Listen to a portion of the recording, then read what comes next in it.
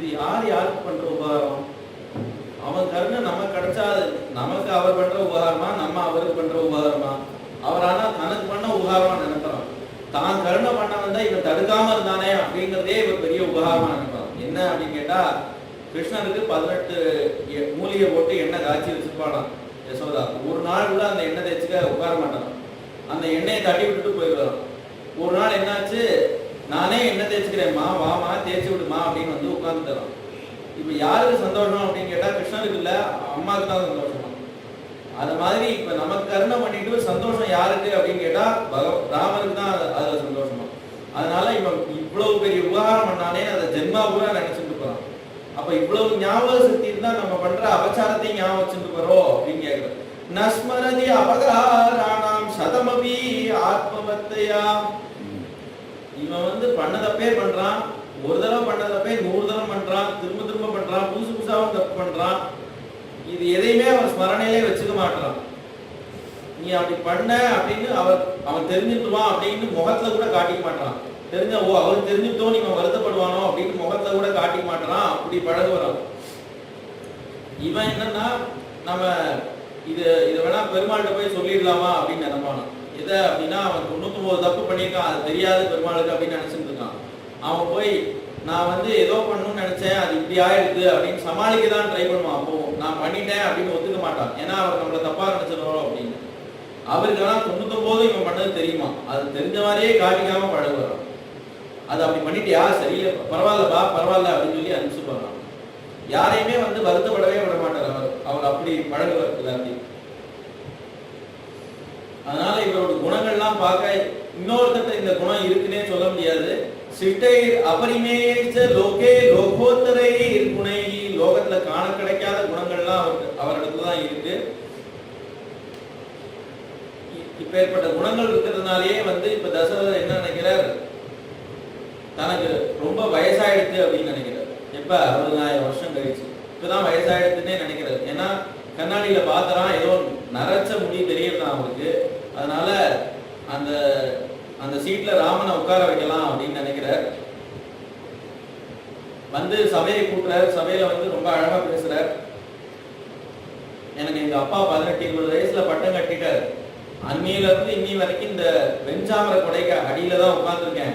அந்த கொடையாவது கொஞ்சம் கருப்பா இருந்தா பரவாயில்ல, அந்த கொடை வெஞ்சாமர கொடையா இருக்கிறதுனால என் முடியும் வெளுத்துட்டு, இன்னும் மிச்சம் இருக்கிற முடியெல்லாம் நான் காப்பாத்திக்கணும்னா இந்த கொடையில உட்காராம நான் கொஞ்சம் தள்ளி உட்கார்ந்தாதான் லாய்க்கு அப்படி பேசுவான் அவர். அதனால நான் ராமனை பட்டம் கட்டலாம் இருக்கேன் அப்படிங்கிற. அதுக்காக நான் ஜனங்களை விட்டுட்டேன்னு நினைக்காதீங்கோ. நான் காட்டுக்கு போல, நான் வந்து ராஜ்யத்திலே இருந்து ராமன் எப்படி பரிபாலனம் பண்றான்னு பார்க்க போறேன். ஏன் அப்படின்னு கேட்டா, இந்த அயோத்தியில உள்ள ராஜாக்கள்லாம் சரீரத்தை விடுறதுக்கு 3 வழி இருக்கு சத்திரியாளுக்கு. பொதுவா வியாதி வந்து போலாம், அப்படி இல்லைன்னா யுத்தத்துல அடிபட்டு போயிடுவா, இல்லைன்னா காட்டுக்கு போய் யோகத்துல சரீரத்தை பஸ்மம் ஆகிட்டு மேல கிளம்புவா. இப்படிதான் வந்து வழக்கம் வச்சுட்டு இருக்கா. இதுல இவ வஜ்ர சரீரமா இருக்கிறதுனால இவளுக்கு வந்து இஷ்வாகு உள்ள ராஜாக்களுக்கு வியாதியே வர்றது கிடையாது. மேல யுத்தத்தை போய் இவாளை தோற்கடிக்கணும் அப்படின்னா அப்படி ஒரு யோத்தாவே கிடையாது இவாளை தோற்கடிக்க. அப்ப யுத்தத்திலையும் போக வழி இல்லை. அதனால இவ அப்பா வந்து அஜ மகாராஜனே என்ன பண்றாரு அப்படின்னா, காட்டுக்கு போய் யோகத்துல தான் தன்னோட சரீரத்தை விடுறார். இப்ப ராமர் வந்து எங்களுக்கு ராஜாவா வர்றதுல ரொம்ப சந்தோஷம் தான். ஆனா தசரதரையும் இவ்வளவு வருஷம் எங்களை பரிபாலனம் பண்ணிருக்கிற, அவரும் காட்டுக்கு போறதுல எங்களுக்கு இஷ்டம் இல்லை அப்படின்னு ஜனங்கள்லாம் நினைக்கிறாரோ. அதனால தசரதரே சொல்றார், நான் வந்து காட்டுக்கெல்லாம் போல விஸ்ராந்தி அபிரோச்சையே அப்படிங்கிற, நான் இந்த விஸ்ராந்தி எடுத்துக்க போறேன், இங்கே நான் காட்டுக்கு போகல. ராமனை வந்து இந்த ராமனுக்கு யுவராஜ பட்டாபிஷேகம் பண்ணலான்னு இருக்கேன் அப்படின்னு சொல்றாரு. எல்லாருக்கும் அதுல சந்தோஷம். யாருக்கு வந்து அதுல சந்தோஷம் இருக்காது, எல்லாருக்குமே சந்தோஷம். அந்த ஜனங்களும் பொது ஜனங்களும் கொஞ்சம் இருக்கா. அவ என்ன பண்றா, இச்சா மோஹி மகாபாகும் ரது வீரம் மகாபலம் கஜேன மகதாயாந்தம் ராமம் சத்ராவதாரணம். இச்சா மோஹி மகாபாகும் கத்திட்டாளாம். ராஜசபாங்கிறதே நினைவு இல்லாம ராம ராஜாவா வரணும் அப்படிங்கிற ஆசையில கத்திட்டாளாம். அப்படிலாம் வந்து சபையில கத்தக்கூடாது, அது சபை நாகரிகம் கிடையாது. அவளுக்கு எல்லாம் தெரியும். ஆனா அவளை மீறி அந்த ஒரு கூச்சல் போட்டுட்டா. உடனே தசரதர் வந்து இவாளை இன்னும் கிண்டி பார்க்கிறார். என்னோட என்னோட ஆட்சி முறை உங்களுக்கு ரொம்ப பிடிக்கல போலயே, நிறைய குறை இருக்குன்னு நினைக்கிறேன் என்னோட ராஜ்யத்துல, அதனாலதான் ராமர் வேணுமா அப்படின்னு கேட்டது உடனே எல்லாரும் வேணும்னு சொல்றேன். அப்ப என்னோட ஆட்சியில என்ன குறை இருக்கு சொல்லுப்போ அப்படிங்கிற. இவாளுக்கே ரொம்ப வெட்கம் வந்திருக்கான், ஏன் இப்படி கத்தினோம் அப்படின்னு. உங்க ஆட்சியில ஒரு குறவு இல்லை, நீங்க அப்படி பரிவாரம் பண்றீங்களா, ஒரு குறவு இல்லாம தான் வச்சிருக்கீங்க, அதுல எந்த சந்தேகமும் இல்லை. ஆனா ராமரோட குணங்கள் எங்களுக்கு அவரை ராஜாவா பார்க்கணுங்கிற ஆசையில நாங்க கத்திட்டோம் அப்படிங்கிறார்.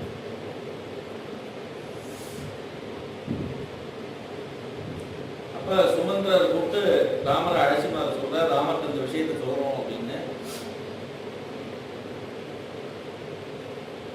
கந்தர்வராஜ பிரதிமம் லோகே விக்யாத பௌருஷம் தீர்க்கபாகும் மகாசத்வம் மத்த மாதங்ககாமினம் சந்திரகாந்தாரணம் ராமம் அதீவ பிரியதர்ஷனம் ரூபௌதார்ய குணைர் பும்சாம் திருஷ்டி சித்தாபஹாரிணம்.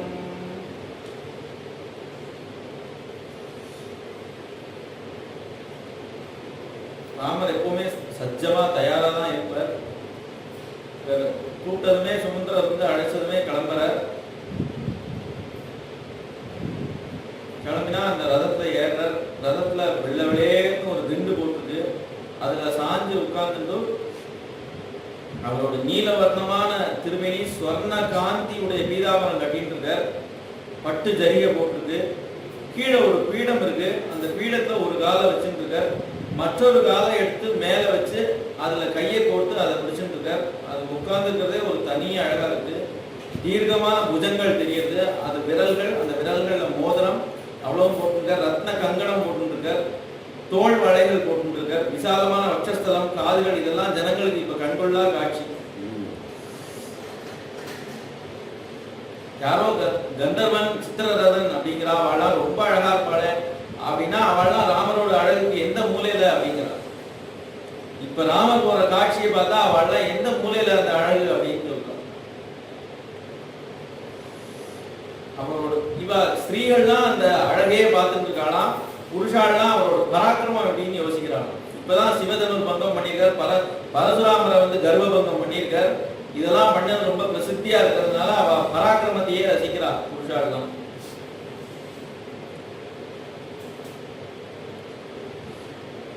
பார்த்து மாடல ஜனங்களுக்கு அங்க தள்ளி வரும்போதே ஜனங்கள் வந்து பார்த்துட்டு இருக்கா.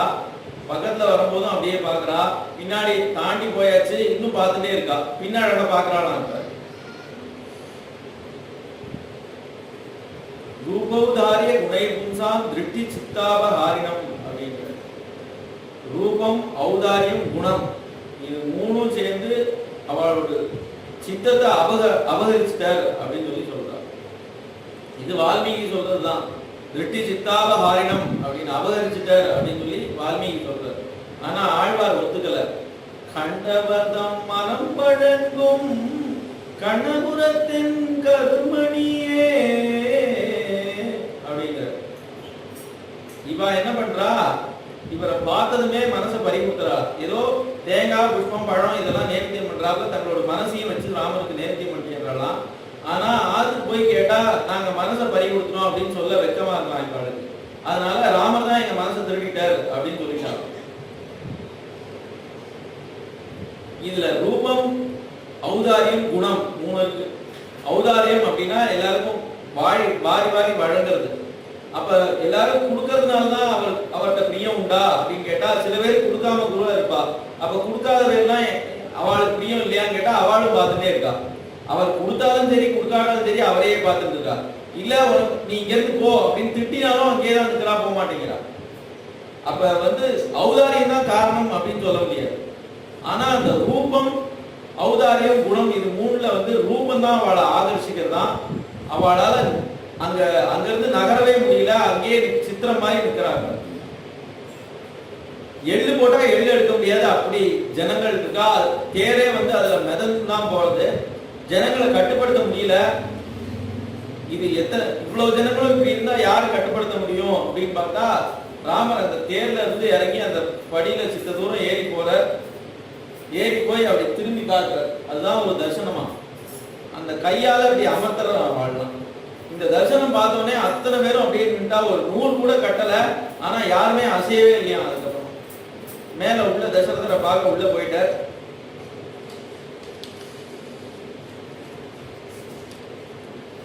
தசரத ராமர் கூப்பிட்டு, இந்த மாதிரி உனக்கு பட்டம் கட்டலான்னு இருக்கேன்பா, உனக்கு புஷ்ய நட்சத்திரம் ரொம்ப லாபகரமான நட்சத்திரம், அதனால நாளைக்கே உனக்கு பட்டம் கட்டலான்னு இருக்கேன் அப்படின்னு தசரத ராமர் பார்த்து சொல்றார். ராமர் முகத்துல எந்த விதமான ஒரு மாற்றத்தையும் கண்டுபிடிக்க முடியலையா தசரதால. என்ன நினைக்கிறார், இஷ்டப்படுறதா இஷ்டப்படலையா, என்ன நினைக்கிறாருன்னே கண்டுபிடிக்க முடியலையா. இவெல்லாம் அயோத்தி ஜனங்களை பத்தியே சொல்றார். இவெல்லாம் வாழ் வீசுற கண்கள் வச்சிருக்காங்க. ஒருத்தர் அவ்வளவு தூரத்துல வரும்போதே இவ என்ன காரியத்துக்காக வரான்னு கணக்கு பண்ணிடுவாங்க. அதுல குறுக்கி எடுத்து இவர் மந்திரி சபை வச்சிருக்காரு. அந்த அயோத்தி ஜனங்களே யாரு ரொம்ப சிரேஷ்டமோ அவள பொறுக்கி எடுத்து மந்திரி வச்சிருக்காரு. அந்த மந்திரிகளுக்கெல்லாம் இவர் ராஜா. பொதுவா ஒரு குற்றம்னு பண்ணி ஒருத்தனை அழைச்சுன்னு வந்தா, இந்த குற்றம் பண்ணிருக்கான்னு அவனை பார்த்தாலே சொல்லிடுவாங்க தசரதர்.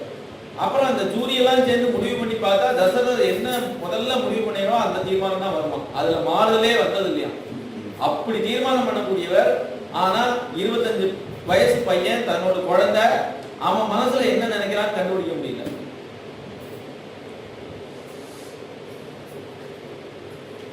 அவரை ராமரை அழைச்சு கேட்கிறாரு, என்னப்பா ஏன் உன் மனசுல எந்த ஒரு மாற்றம் காணுமே, சந்தோஷத்தையே காணுமே, பட்டாபிஷேகம் சொன்னா ஒரு பிள்ளை எப்படி துள்ளி குதிமா, அந்த மாதிரி எந்தவித ஒரு இதுவுமே இல்லாம இருக்கே, என்ன விஷயம், உனக்கு இஷ்டம் இல்லையா அப்படின்னு கேட்கிறாரு. ஒவ்வொன்னா கேட்டுப்பாரு. ராமர் ஒன்றும் பதிலே சொல்லல. பரதன் இல்லைன்னு நினைக்கிறியா அப்படின்னு கண்டுபிடிச்சிட்டாரு. பரதன் இல்ல அதனால நீ வருத்தப்படுறியா அப்படின்னு கேட்கிறாரு. பரதன் மகாத்மாவா, அவனுக்கு இதுல சந்தோஷம் தான் இருக்குமே தவிர வேற எண்ணமே இருக்காது, நீ கவலைப்படாத. ஒரு நல்ல காரியம்னு ஒண்ணு ஆரம்பிச்சா அதுல 1000 தடங்கள் வரும், அதனால அதை உடனே நடத்திடணும். எம்பெருமான் பின்புறத்தால் இழைப்புறோ பிழை அப்படின்னு குகன் நாளைக்கு சொல்ல போறார் பரதனை பார்த்து. உனக்கு பின்னாடி பிறந்தவன் எப்ப தப்பு பண்ணுவான் அப்படின்னு நீ நினைக்க கூட முடியாது அப்படின்னு சொல்லி குகன் சொல்றது பின்னாடி.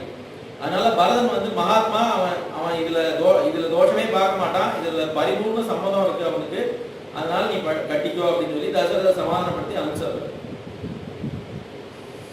நேர கௌசல்யா மாட்ட வர வந்தா, அதுக்குள்ள கௌசல்யா மாத்தி யாரோ செடிகள்லாம் சொல்லிட்டா ராமருக்கு பட்டாபிஷேகம் அப்படின்னு சொல்லிட்டா. ரொம்ப சந்தோஷமா எல்லா தான தர்மங்கள்லாம் பண்றா. எல்லாருக்கும் என்னெல்லாம் தானம் பண்ண முடியுமோ அதெல்லாம் பண்றா. ராமர் அப்பதான் வர, என்னப்பா பட்டாபிஷேகமா அப்படின்னு கேட்கிறா. என்னம்மா பட்டம் அப்படின்னு கேட்கிறாங்க.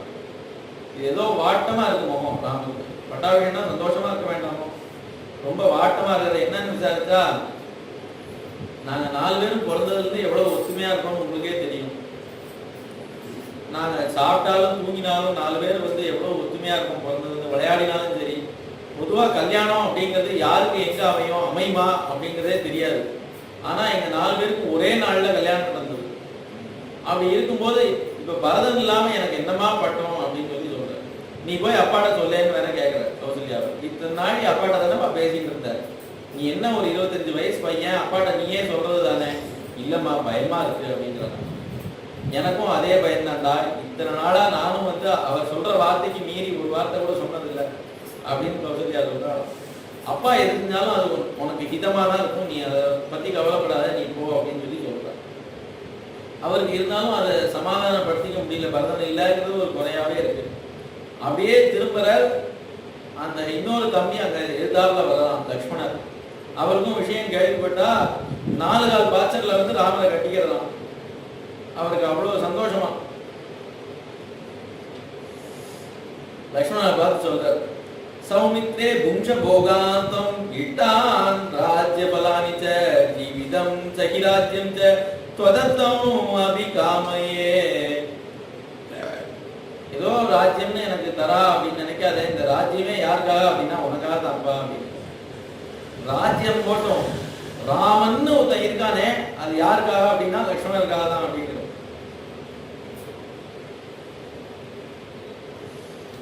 இது பட்டம் எனக்கு தான், பேருக்கு தான் கட்டுறா, இது உனக்கு தான் ராஜ்யம் அப்படின்னு சொல்லி லக்ஷ்மணத்தை சொல்றாரு.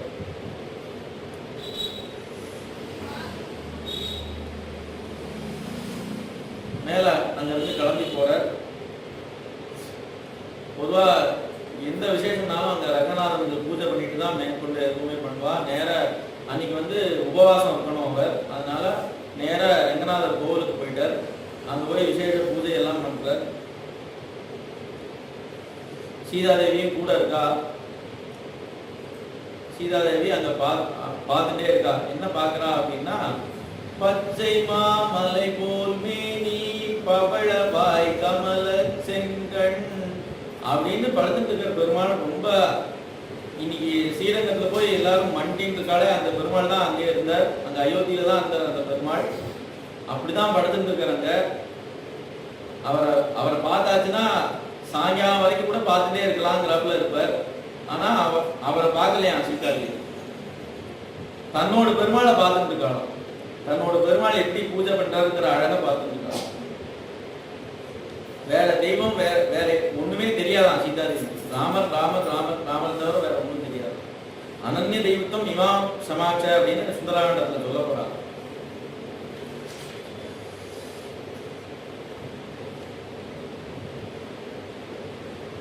பூஜை முடிஞ்சது. அங்க கொஞ்சம் விசிராந்தி எடுத்துக்கலாம் அப்படின்னு. கோவிலா இருக்கிறதுனால ரொம்ப படுத்து போட்டுலாம் படுத்துக்க முடியாது. தன்னோட கை அந்த ஆஜானும் லம்பிதமான பாகு அதையே வந்து தலைக்கு உபதானமா வச்சுட்டு அங்க படுத்துக்கிறார். படுத்துட்டா சீதாதேவி வந்து சரண சேவை பண்றா. பார்த்தா எப்படி இருக்கு அப்படின்னா, உள்ள இருக்கிற பெருமாள் தான் வெளியில படுத்துட்டு இருக்கிறோ அப்படின்னு தோன்றாம படுத்துட்டு இருக்கிறோம். இந்த பூஜையெல்லாம் பண்ணும்போதே நினைக்கிறார், நான் வந்து உற்சவத்துக்கு கிளம்புறேன், நீ தான் வந்து ஆத்துக்கு மூத்த பிள்ளை பார்த்துக்கோ அப்படின்னு ரங்கநாதத்தை ஒப்படைக்கிறதாம்.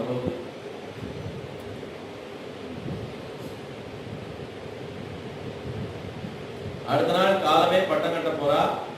பட்டாபிஷேகம் ஆப்போறது. எல்லாத்துக்கும் தயாரா தான் இருக்கிறவர்.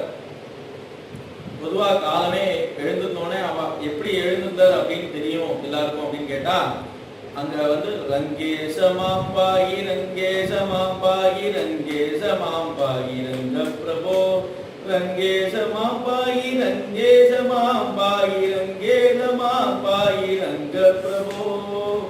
இந்த இது வந்து ராமனோட கம்பீரமான குரல்ல ராமர் பாடுறான். பின்னாடி வந்து சீதாதேவி அவளோட குரல்ல ரொம்ப மிருதுவான குரல்ல அவ பாடுவாளாம். இந்த சத்தம் கேட்டதுமே ராமர் எழுந்தாச்சு, சுப்பிரபாதம் ஆயாச்சு அப்படின்னு தெரிஞ்சுப்பாளாம் எல்லாரும்.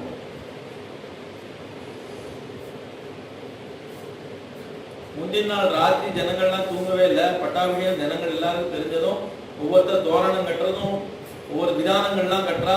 எல்லா அலங்காரங்களும் பண்றா. அந்த தெரு வீதி பூரா அலங்காரங்கள் பண்றா, கோலங்கள் போடுறா, முத்துப்பந்தல்லாம் போடுறா.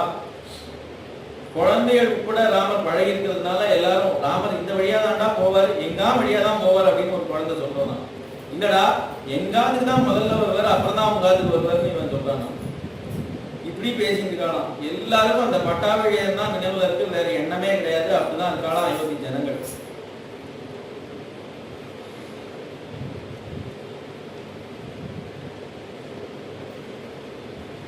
அவ்வளவு பேரும் குதூகலமா இருக்கா. அயோத்தியே குதூகலமா இருக்கு அப்படின்னா அதுல ஒருத்தி மாத்திரம் சந்தோஷப்படலையா.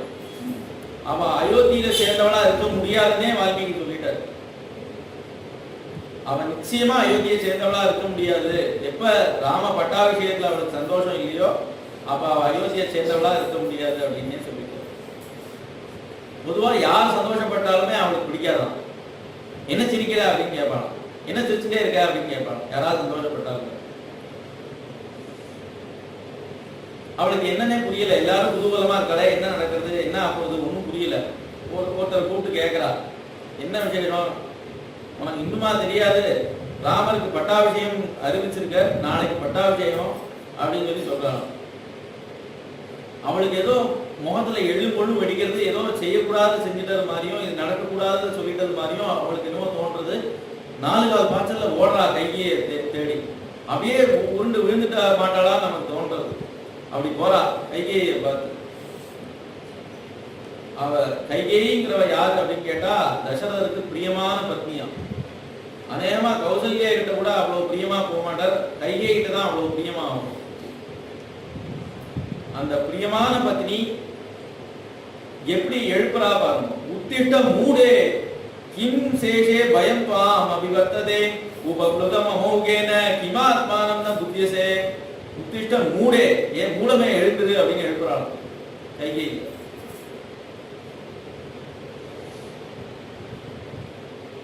அவ எழுந்திருக்கலாம், ஏன்னா அநேகமா டெய்லியே இப்படிதான் எழுப்புறாளாம். அதனால ரொம்ப அவசரப்பட்டு எழுந்திருக்கலையா, படுத்துட்டே இருக்கலாம். மேல சொல்றா, ராமம் தசரதோ ராஜா எவ்வராஜ்யே விசேஷதி, ராமருக்கு பட்டாபிஷேகம் அறிவிச்சிருக்காரு அப்படின்னு சொல்லி ஏதோ சொல்லக்கூடாத விஷயத்த சொல்ற மாதிரி சொல்றா. அப்பதான் அவ தூக்கி வாரி சுருட்டி வாரி எழுந்திருந்தாலும் எழுந்திருந்ததும் என்ன விஷயத்த எப்படி சொல்லணும்னு கூட உனக்கு தெரியலையே, அது உன்னை சொல்லி குத்தம் இல்ல, எனக்கு பாக்கியம் இல்லை. அந்த விஷயத்தை எவ்வளவு சந்தோஷமான விஷயம், அதை எப்படி கேட்கணும், யார் வாயில கேட்கணுமோ அவ வாயில கேட்க நான் கொடுத்து வைக்கல அப்படிங்கிறா கைகை. சொன்னதுமே அவ கழுத்துல இருந்து ஒரு நகையை கட்டி அவளுக்கு போட்டாலும் அந்த பூமி, அந்த நகையை அப்படியே எடுத்து வீசி இருக்கா. நான் என்ன சொல்லிட்டு இருக்கேன், நீ என்ன பண்ணிட்டு இருக்க, இங்க அநியாயம் நடக்கிறது, அக்கிரமம் நடக்கிறது, அதை கவனிக்காம நீ ஏதோ பாராட்டிட்டு இருக்க. என்ன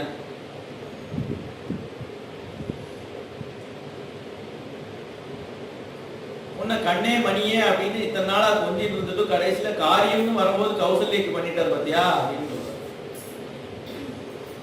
ஏதாவது வீணா பிதற்றாதே, அவர் மகாத்மா, அவர் எது செஞ்சாலும் அதுல தர்மம் இருக்கும், யாருக்கும் அவர் தீங்கு நினைக்க மாட்டார், அதுவும் எங்கிட்ட ரொம்ப பிரியமா இருப்பார், அதனால நீ ஏதாவது வளராத அப்படின்ற.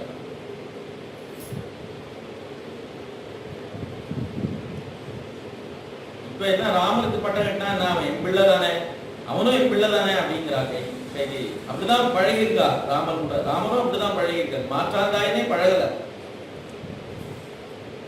ராமேவா பரதே வாகம் விசேஷம் நோபலக்ஷயே தஸ்மாத் துட்டா அஸ்மியத் ராஜா ராமம் ராஜ்யே விசேஷதி. பொதுவா ராமன் எப்படி பழகுவார் அப்படின்னு கேட்டா கௌசல்யாட்ட ரொம்ப மரியாதையா பழகுவாராம். அவர் அடிக்கிற லூட்டியெல்லாம் எங்கிட்ட தான் அடிப்பார் அப்படிங்கிறார். கைகைகிட்ட வந்தா எல்லா விஷயமும் சொல்லுவாராம், ஏதாவது ஆசையா வேணும்னா கைகைகிட்ட தான் கேட்டு வாங்கி சாப்பிடுவாராம், அவ்வளவு பிரியமா கைகைகிட்ட. அப்ப எனக்கு தான் ஹிதம் பண்ணிருக்க, நீ என்ன உலகுற அப்படின்னு சொல்லி அவர்கிட்ட சொல்றாரு. நீ அப்படி நினைக்கிற, இதுல சூழ்ச்சி இருக்கு. ராமன் உங்கள்கிட்ட பழகிறதுக்கு காரணமே என்ன அப்படின்னா இந்த பட்டாபிஷேகத்தை சாதிக்கணும்னு. ஏன் அப்படின்னா தசரதர் உங்கள்கிட்ட தான் பிரியமா இருக்காரு, உங்ககிட்ட ராமன் பிரியமா இருந்தா அந்த பட்டாபிஷேகத்தை சாதிச்சிடலாம் அப்படிங்கிற எண்ணத்துல தான் உங்கள்கிட்ட அப்படி பழகிறார். நீ தான் புரிஞ்சுக்காம இருக்க, வெளுத்ததெல்லாம் பால் அப்படின்னு நினைக்கிற, சுண்ணாமும் வெள்ளையா தான் இருக்கும், ஆனா வாயில போட்டுனா வெந்துரும், நீ ஒன்னும் தெரியாம இருக்க அப்படின்னு சொல்லி சொல்ற. துஷ்ட சங்கம் அப்படிங்கிறது ரொம்ப பல வருஷம் அணுங்கிறதுல ஒருத்தரை கெடுக்கிறதுக்கு. ஒரு க்ஷண நேரம் துஷ்ட சங்கம் இருந்தா கூட நம்மளை கெடுத்துரும். அதனாலதான் சஜ்ஜன சங்கம் தியஜரே அப்படின்னு, துர்ஜன சங்கம் தியஜரே, சஜ்ஜன சங்கம் பஜரே. க்ஷணம் அப்படின்னு சொன்னார், ஒரு க்ஷணமா இருந்தாலும் அந்த துர்ஜன சங்கம் வேண்டாம்னு வச்சிரும், அதை அவலம்பிச்சேன்னா அந்த ஒரு க்ஷணத்துல உன்னை மாத்திடும் அப்படின்னு சொல்றார். இவ மனசு அவ்வளவு பிரியந்தான் ராமத்தை வச்சிருக்கா. படுத்துட்டு இருக்கும் போது பரதனை அந்தண்ட தூக்கி போட்டு ராமரை பக்கத்துல போட்டுப்பாளாம், ராமரை தான் பக்கத்துல போட்டுப்பாளாம், பரதனை கூட தள்ளி வச்சிருவாள். அவ்வளவு பிரியம் இந்த ராமனை வச்சுட்டு இருக்கா. ஆனா இப்ப இந்த கூனியோட துஷ்ட சங்கம் ஒரு க்ஷணத்துல அவ மனசை மாத்திருக்கு. அப்படிதான் இருக்கும் போல அப்படின்னு கூட நினைச்சிட்டா. தசரதர் அப்படிதான் பண்ணிருப்பார் போல. ஏன்னா அவன் மேல சொல்றா, இப்ப பட்டாபிஷேகம்னா பரதன்லாம் வரவழைச்சு எல்லாரும் சேர்ந்து தீர்மானிச்சு பண்ணலாமே, பரதனுக்கு சொல்லாம பரதனை 12 வருஷம் அங்க அனுப்பிட்டு பண்ணுவானே, இந்த பரதனுக்கு தகவல் கூட சொல்லாம இதை இப்ப திடீர்னு ஏற்பாடு பண்ண காரணம் என்ன, இதெல்லாம் கேட்டு கலப்பி விட்டுறா.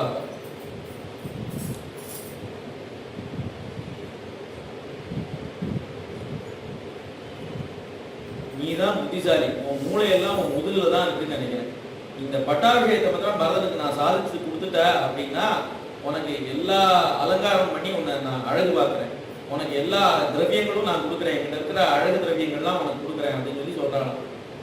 அதுக்கெல்லாம் இப்ப நேரம் இல்லை, நான் சொல்றதை கேளு அப்படின்னு சொல்லி சொல்றா. சம்பராசுர யுத்தத்துல உனக்கு 2 வரம் தரேன்னு சொல்லியிருக்கிறேன், அந்த 2 வரத்தை இப்ப கேடு. ஒரு வரத்தினால ராமன் 14 வருஷம் காட்டுக்கு சீர ஜடாதரனா காட்டுக்கு போகணும், அதுல 2வது வருஷம் இப்ப ஏற்பாடு பண்ணிட்டு இருக்க பட்டாபிஷேகம் அப்படியே பரதனுக்கு பண்ணணும் அப்படின்னு கேட்டுக்கிறான். அப்படின்னு கேட்க சொல்றா. எவ்வளவு பிளான் வந்து சொல்லி கொடுக்குறா, அவ்வளவும் சொல்லி கொடுக்குறா. நீ எப்படி அழணும் கொண்டு கீழே உட்காந்து சொல்லி கொடுக்குறா. இப்படி அழணும் ஆகும் அப்படின்னு சொல்லி கொடுக்குறா. இப்ப தலை அலங்காரம்லாம் பண்ணிட்டு இருக்கியா, அதெல்லாம் கலைச்சிடும். இந்த அலங்காரத்தே இருக்காத, தலையை கலைச்சிடும், அழுதுண்டே இரு, அவருக்கு முகம் காட்டாத, இது எல்லாமே சொல்லி கொடுக்குறா. அதுக்கு மேல அவன் அங்க இருக்கக்கூடாதுன்னு தெரிஞ்சுட்டாவ அங்க இருந்து கிளம்பிட்டாங்க. ரொம்ப பிரியமானவனுக்கு பிரியமான விஷயத்த சொல்லணும்னு வரலாம் அங்க இருந்து தசரதன். ஏன்னா ராமனுக்கு பட்டம் கட்டணும் அப்படின்னு சொன்னதே அவதானா.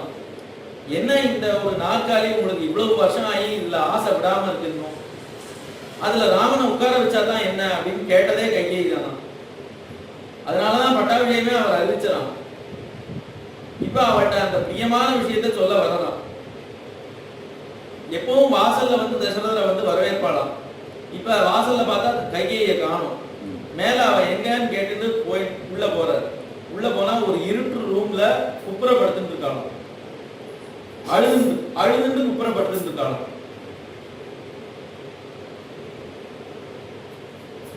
அவருக்கு ஒண்ணும் புரியல. போறார், ஏன் அழுதுற, ஏன் என்னாச்சு, என்ன வேணும் கேக்குறாரு. அவர் கொஞ்சி பாக்குறார், கெஞ்சி பாக்குறார், ஒன்னும் நடக்கல. அழுகை நிப்பாட்ட மாட்டேங்கிறா, முகம் கொடுத்து பேச மாட்டேங்கிறா. உனக்கு என்ன வேணுமோ நான் சாதிச்சு தரேன், உனக்கு என்ன வேணுங்கிறத மட்டும் சொல்லு, நான் சாதிச்சு தரேன். என்ன சொன்னாலும் அசரவே மாட்டேங்கிறா. ராமன் மேல ஆன, நான் உனக்கு என்ன வேணுமோ நான் பண்ணி தரேன் அப்படின்னு சொல்லி சொன்னதும் அப்பதான் வந்து முடிச்சுட்டாலும். இந்த வார்த்தைக்கு தான் காத்துட்டு இருந்தாலும்.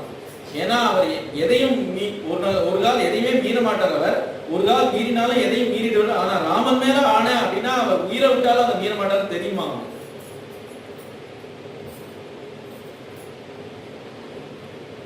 அவ எல்லாரையும் சாட்சி கூப்பிடுறா. மேல உள்ள தேவதைகள்லாம், அந்த சூரியன், சந்திரன், அந்த நட்சத்திரங்கள் அத்தனையும் சாட்சி கூப்பிடுறா. அவ்வளவையும் சாட்சியா வச்சுன்னு இந்த 2 வரத்தை கேட்கிறா. சம்பராசுர யுத்தத்துல கொடுத்தது வந்து 2 வரம் கொடுத்தது வாஸ்தவம் தான். ஆனா அந்த சமயத்துல கல்யாணம், அந்த குழந்தைகள்லாம் ஒருத்தரும் பிறக்கல, இந்த விஷயங்கள் எதுவுமே கிடையாது. அப்ப அதுக்கு உயிர் கொடுத்து இப்ப கேட்கறானாம். அதுவே நியாயம் கிடையாது. முதல்ல எப்பவோ ஏதோ 2 வரம் கொடுத்ததுன்னா அப்ப உள்ள பிரசன்ன, அப்ப உள்ள பிரியஸ்ல, அப்ப அவன் செஞ்ச காரியத்துக்கு பதிலா அந்த வரத்தை கொடுக்குறாரு. ஆனா இப்ப அந்த வரத்துக்கு உயிர் கொடுத்து அவன் இஷ்டத்துக்கு அவ வேணுங்கிறத கேட்டுக்கலாம் அப்படின்னு நினைச்சிட்டு இருக்காங்க. முதல் வரம் என்ன அப்படின்னு கேட்டா, பரதனுக்கு முதல் வரம் ராமர் காட்டுக்கு போகணும்னு சொல்லல. முதல் வரம் பரதனுக்கு இந்த பட்டாபிஷேகத்தை பண்ணணும் அப்படின்னு சொல்லி சொல்றான். அதுக்கு என்ன பண்ணிட்டா போச்சு, அவர் அதை பெருசா எடுத்துக்கல. இது ஒரு பெரிய காரியம் இல்ல அப்படின்னு நினைச்சாரு. பட்டம் தானே கட்டிட்டா போச்சு அப்படின்னு நினைச்சாரு. அடுத்த வாரம் கேட்டா, மரவுரி தரிச்சுட்டு ராமன் 14 வருஷம் காட்டுக்கு போகணும் அப்படின்னு கேட்டதுமே ஒரு வேற இருந்த மரம் எப்படி கீழே விழுமோ அது மாதிரி விழுந்துட்டார். ராமன் உனக்கு என்ன கெடுதல் பண்ணா, நீ இப்படி இல்லையே, ராமன் மேல அளவு கடந்த பிரியம் உள்ளவளாச்சே, நீ இப்படி பேசுறவள் இல்லையே, யார் உன் மனசை கலைச்சா, உனக்கு என்ன ஆச்சு, குற்றவாளின்னு யார தண்டிக்க நினைக்கிற, என்ன தண்டிக்கணும்னு பண்றியா இல்ல ராமனை தண்டிக்கணும்னு நினைக்கிறா? என்ன தண்டிக்கிறதா இருந்தா நான் காட்டுக்கு போறேன், என்ன தண்டிச்சுடு, ராமனை விட்டுடு. இல்ல ராமன் தான் குற்றவாளினா என்ன குற்றம்னு சொல்லு, கற்பனை பண்ணி கூட அவன் மேல ஒரு குற்றம் சொல்ல முடியாது. அப்பேற்பட்டவன் தான். பரிவாதோ அபவாதோ வா ராகவே நோபபத்யதே சத்யேன லோகாந்தயதி தீனாதானேன ராகவஹ குருனு சுஷூஷயா வீரோ தனுஜாய் விஷாத்ரவான். தன்னோட சத்தியம், தன்னோட குணத்தாலே உலகத்தை ஜெயிக்கிறவன் ஆச்சு அவன். அவன்கிட்ட பரிவாதமோ அபவாதமோ யாருமே சொல்ல முடியாது. பரிவாதம்ங்கிறது ஒருத்தர் மேல பழி சொல்றது, பழி சொல்ல முடியாது, வீண் பழி கூட சொல்ல முடியாது. பரிவாதம் அபவாதம் ரெண்டுமே ராகவனுக்கு சேரவே சேராத விஷயமா. அப்ப எப்படி நீ ராமனை குற்றம் சொல்லி நீ காட்டுக்கு அனுப்ப முடியும், என்ன குற்றம் சொல்லி அனுப்ப முடியும் அப்படின்னு. திட்டேலோகோ வினா சூரியம் சஷ்யம் வாசலினம் வினா நதுராமம் வினா தேகே திட்டே துமம ஜீவிதம். ஒரு கால சூரியன் உதிக்காதபடி உலகம் இருக்குமா அப்படின்னு கேட்டா இருந்துருமா. மழை இல்லாதபடி பயிர்கள்லாம் இருக்குமான்னு கேட்டா அதுவும் இருந்துருமா. ஆனா ராமன் இல்லாதவனா நான் இருப்பேனான்னு கேட்டா என் முடிய தரிக்க மாட்டேன், நான் இருக்க மாட்டேன், உனக்கு நீயே சூன்யம் வச்சுக்காத, என்னை இழந்துருவ, நீ ஜாக்கிரதை அப்படிங்கிற. எனக்கு நீ மாத்திரம் பத்னி இல்ல, எனக்கு இன்னும் அங்க கௌசல்யா இருக்கா, சுமித்ரா இருக்கா, அவளுக்கெல்லாம் நான் என்ன பதில் சொல்லுவேன்? கௌசல்யாவா சுமித்ரா வா தேதேயம் அபிவாஸ்ரியம் ஜீவிதம் மாத்னோ ராமம் நத்வேவ பிதுர்வத்சலம். நீ கௌசல்யே தியாகம் பண்ண சொல்றியா, அடுத்த க்ஷணம் நான் தியாகம் பண்றேன். சுமித்ரையை தியாகம் பண்ண சொல்றியா, நான் அடுத்த க்ஷணம் நான் தியாகம் பண்றேன். ராமனை மட்டும் என்ன விட சொல்லாதே, அதை என்னால முடியாது.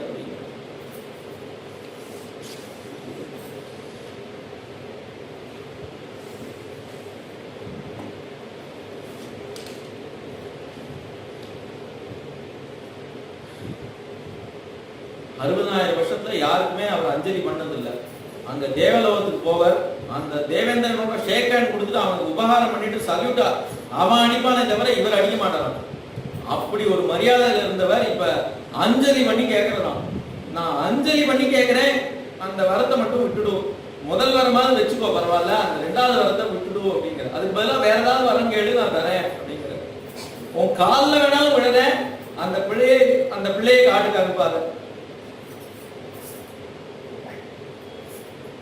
அருமையான பிள்ளையை காட்டுக்கு அனுப்பினா அப்படிங்கிற பழி சொல்லுக்கு என்ன ஆளாக்காத, அவனை மட்டும் விட்டுடும் அப்படிங்கிறார்.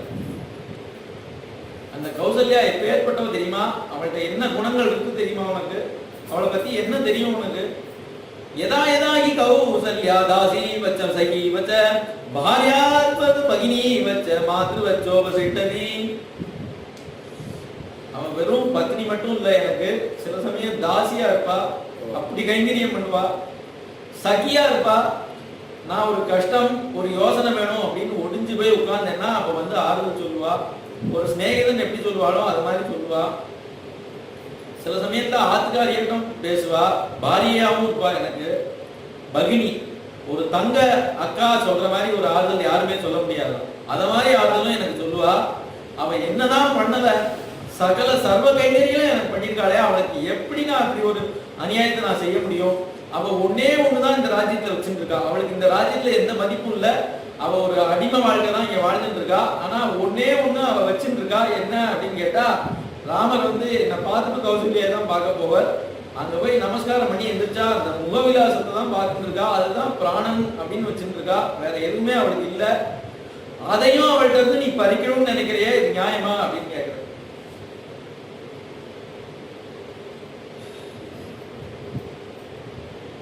அந்த சீதையை நினைச்சுப்பா, 6 வயசுல கல்யாணம் பண்ணி இப்பதான் 12 வருஷம் ஆயிருக்கு, 18 வயசு தான் அவளுக்கு ஆறுது. குழந்தை அவ ராமரை பிரிஞ்சு எப்படி இருப்பா? அவளுக்கு நான் என்ன பதில் சொல்வேன்? அவரை கட்டி கொடுத்து என்ன நம்பிதானே ஜனகர் கொடுத்தார், அந்த ஜனகருக்கு நான் என்ன பதில் சொல்லுவேன் அப்படியெல்லாம் கேட்கிறா தசரதர்.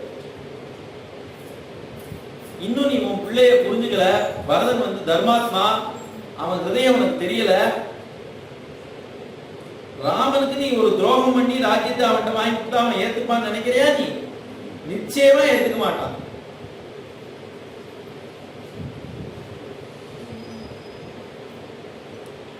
இப்ப நான் பட்டாபிஷேகத்தை வந்து அத்தனை பேருக்கு நான் அறிவிச்சாச்சு, எல்லாரும் பட்டாபிஷேகம் காத்துட்டு இருக்கா. இப்ப போய் பட்டாபிஷேகத்தை நான் நிறுத்தினா என்ன யார் மதிப்பா அப்படின்னு கேட்கிற.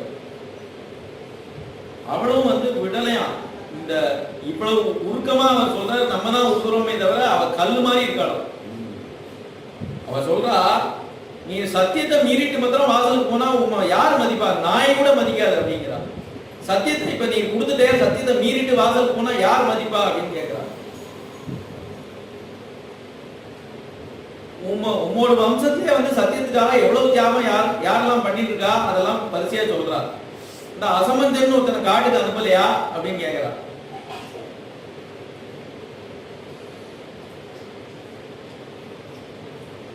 இதெல்லாம் தாங்கவே இல்லை, அவர் கீழே வந்துட்டார். ஆனா ஆபத்து காலத்துல கூட தர்மத்தை மீறப்படாதுன்னு நினைக்கிறார். அதனாலதானே வந்து ராமர் தேர்ந்தெடுத்தார். இதரம் ரோச்சையாமாச அப்படின்னு தேர்ந்தெடுத்தது காரணமே தர்மத்துல அப்படி ஒரு நிஷ்டை இருக்கிறதுனாலதானே. இங்க வந்து அவ பிரியமானவ, அதனால அவளுக்கு கட்டுப்படுறாருங்கிறது இல்ல, இங்க சத்தியத்துக்கு தான் கட்டுப்படுறாரு. ஏன்னா சத்தியம்னா அடுத்த க்ஷணம் வனவாசம் தான் அடுத்த க்ஷணம் தயாரா இருப்பானே அந்த பிள்ளை, மீறி பட்டம் கட்டிட மாட்டானே, அப்பேற்பட்ட பிள்ளைனா அவன். அதனால கதனிட்டு இருக்கேனே தவிர உனக்கு ஏதோ பயந்துட்டேன்னு நினைக்காத அப்படிங்கிற. ஆத்துக்காரிங்கிறதுனால கொஞ்சம் சுவாதந்திரம், மிரட்டியும் பேசி பார்க்கிறார். கெஞ்சி பேசுறார், கொஞ்சி பேசுறார், மிரட்டி பேசுறார், ராத்திரி பூரா கதறார். அவ கல்லும் கரையும் அப்படின்னு சொல்லுவா, கல்லே கரையாம். அந்த மாதிரி கல்லாம் அது. ஒரு கரையாத கல் ஒன்று உண்டுன்னா அது கைகேயி அப்படிங்கிற.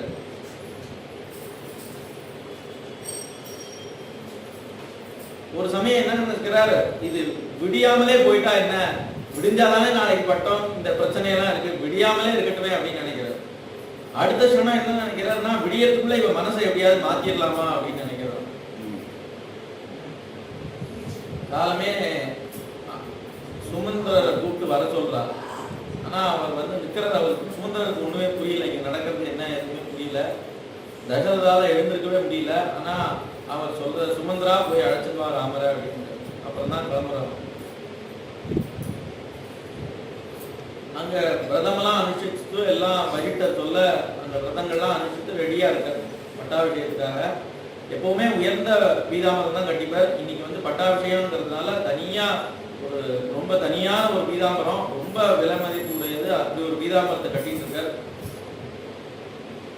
அவருக்கே உடைய தனியான கம்பீரம் அந்த சோபையோட இருக்கார். அப்பதான் சுமந்திரர் வந்து பார்க்க வர.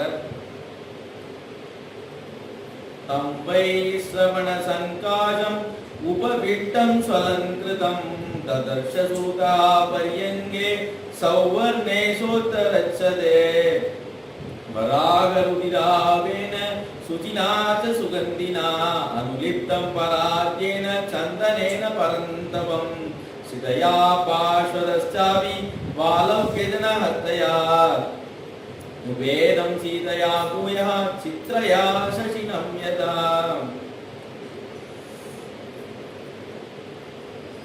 குபேரனை போல இருக்காரு அப்படிங்கிற. குபேரன் வந்து நிறைய பணம் வச்சிருக்கான் அப்படிங்கறதுனால சொல்லல, யாருக்குமே அள்ளி கொடுத்துருவானா. அந்த சுபாவம் இருக்கிறதுனால குபேரனோட ஒப்பிட்டு பேசுற. தனதன்னு ஒரு பேர் உண்டு குபேரனுக்கு. தனத்தை வந்து கொடுக்கும்போது அவனுக்கு வந்து அவ்வளவு சந்தோஷமா கொடுத்துருவாங்க. அதனால இப்ப என்ன பண்ண போற, பாராளும் படர் செல்வம் பரத நம்பிக்கே அருளி அப்படின்னு கொடுத்துட்டு போற. அப்படி கொடுத்துட்டு போறதுனால இப்ப குபேரனோட ஒப்பிட்டு பேசுற. அங்க ஊஞ்சல்ல உட்கார்ந்துருக்கார். அனுஷ்டானம் எல்லாம் முடிச்சுட்டு அங்கதான் உட்கார்ந்துருக்கார். சீதாதேவி பக்கத்துல தான் இருக்கா. கால வேளை சந்தனத்தை அரைச்சு அவர் ஹிருதயத்துல தேய்ச்சிட்டு இருக்கலாம் ராமனோட ஹிருதயத்தை. இவ்வளவு கால வேளையில இவ்வளவு குளிர்ச்சி தேவையா அப்படின்னு கேட்டா, மேல கிளம்பி ராவண வதம் பரியந்தம் அவர் சம்ஹாரத்துக்காக கிளம்ப போறார். இப்பவே அவர் மனசை குளிர்ச்சி பண்றாலும்.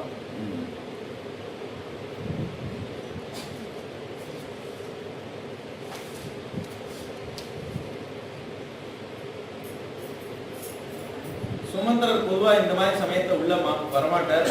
ராமர் மட்டும் ஏகாந்தமா இருந்தா உள்ள வந்து தரிசனம் பண்ணுவார். இப்ப சீதையோட தான் ராமர் இருக்கார். இந்த மாதிரி சமயத்துல வந்தா சீதை உள்ள கிளம்பிடுவாளாம். அந்த மாதிரி கிளம்புறா. ராமர் அவளை நிறுத்துறார். இப்ப எப்பேற்பட்ட தரிசனம் அந்த சுமந்திரருக்கு கிடைக்கிறது அப்படின்னு சொல்றார். ராமர் சீதையை தடுத்து நிறுத்திட்டார். அங்கேயே நிற்கிறா சீதை. ராமர் அப்படி ஜோரா உட்கார்ந்துருக்கார். சுமந்திரர் உள்ள வர. இப்பதான் ஒரு தரம் போய் தசரதர் பார்த்து வந்தாச்சு. இது அடுத்த தரம் திரும்ப கூப்பிட்டு விட்டுருக்கார். எதுக்குன்னு அவருக்கு தெரியாது. அதனால என்ன விஷயத்துக்காக கூப்பிட்டுருக்காருங்கிறத சொல்லி இப்ப அழைக்க வரல. அழைச்சிருக்காருன்னு சொல்றாரு. அவ்வளவுதான். அவ்வளவு போர்மா ராமன். பவந்தே வரதம் வந்தி வினயஜோ வினீதவர் அப்படி இருக்கிறான். தலையை தூக்கி பார்க்க மாட்டாராம். அப்படி கீழே வினயத்தோட இருக்கிறாராம் சுமந்திரர். மகாராஜா அழைக்கிறார் அப்படின்னு சொல்றாரு. உடனே கிளம்புறான். எதிர்த்தாப்புல லட்சுமணர் வரார். ரொம்ப குதூகலமாவே கிளம்புறா.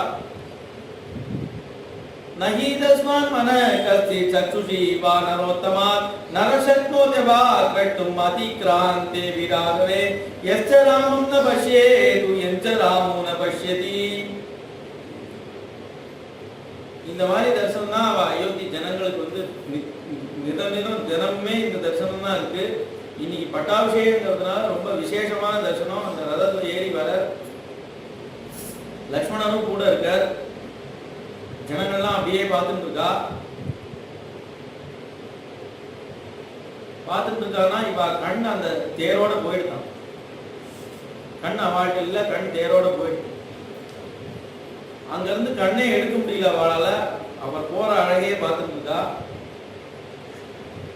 அன்னைக்கு யாரெல்லாம் ராமரை பார்த்தாரோ இல்ல ராமர் யாரெல்லாம் பார்த்தாரோ அவ அத்தனை பேருமே பாக்கியசாலிகள் அப்படின்னு. ஏன்னா இதுதான் கடைசியா காட்சி அவளுக்கு. இதுக்கப்புறம் அவர் அயோத்தியில இருந்து கிளம்பிடுவார். 14 வருஷம் கழிச்சுதான் திரும்ப வரப்போறார். அதனால அவளுக்கு இந்த மாதிரி ஒரு காட்சி இனிமே கிடைக்காது. இதுதான் இந்த ரூப சௌந்தரியத்தெல்லாம் இப்பதான் அனுபவிச்சு ஆகணும். இதுதான் நினைவுல வச்சுக்கணும். 14 வருஷம் அயோத்தியில இருந்தா இதைதான் நினைவுல வச்சுக்கணும் அவ. அதனால அவள் கடைசி தரிசனம்ங்கிறதுனால அவ அப்படி பாக்குறா ராமர். அவளுக்கெல்லாம் தெரியாது, இன்னும் இந்த விஷயம் எதுவுமே தெரியாது. ராஜ்யத்துக்குள்ள நடந்துட்டு இருக்க விஷயம் இன்னும் ராமருக்கே தெரியாது முதல்ல. ஆனா இவளுக்கு இதுதான் கடைசி காட்சி. இனிமே 14 வருஷம் கழிச்சுதான் இந்த காட்சி கிடைக்க போகுது. அதனால பாக்குறா.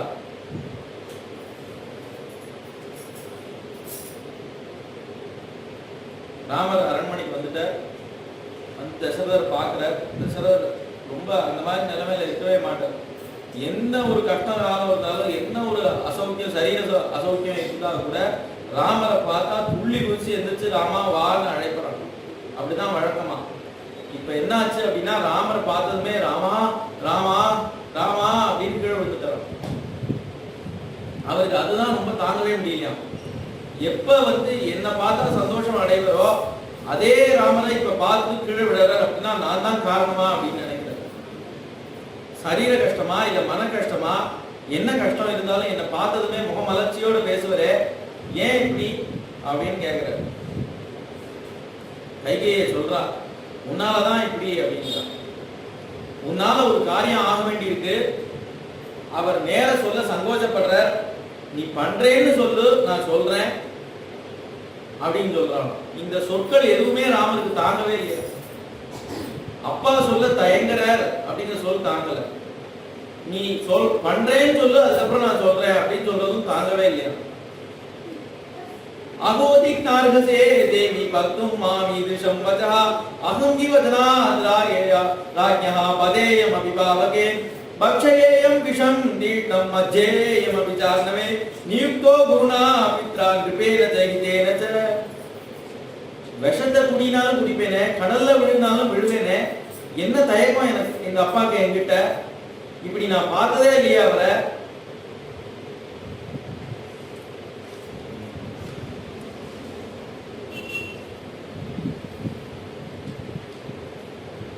இப்ப அந்த நட்சத்திரங்கள் மேல உள்ள தேவதைகள்லாம் சாட்சி கூப்பிடல.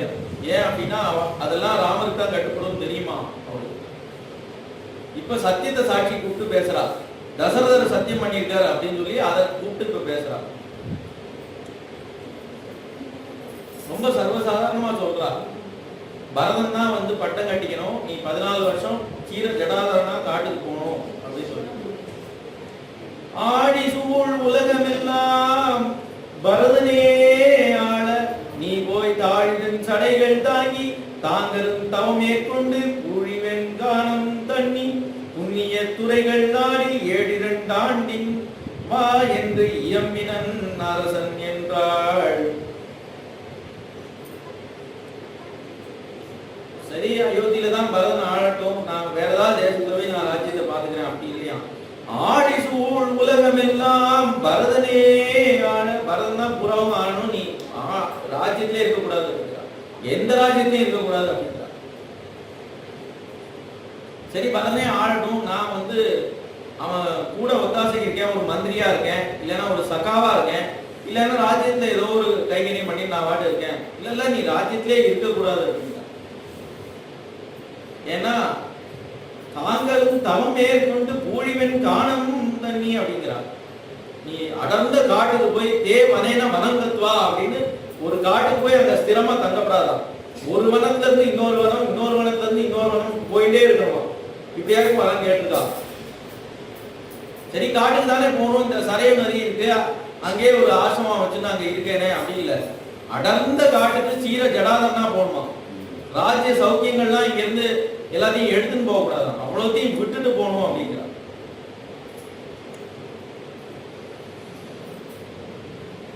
சரி, இந்த கோசல தேசம் அப்படிங்கிறது ஒரு தேசம் இல்லையா, 2 தேசமா. கௌசல்யா வந்து தன்னோட அப்பா பானு மகாராஜன் அப்படின்னு இருக்காரு. அவரோட தேசமும் கௌசல்யா கல்யாணம் பண்ணும்போது தசரதருக்கு கொடுத்துறான். 2ஐயும் சேர்த்துதான் இப்ப கோசல தேசமா. இவன் வரம் வாங்கிக்கிறதா இருந்தா எதை வாங்கிக்க முடியும்?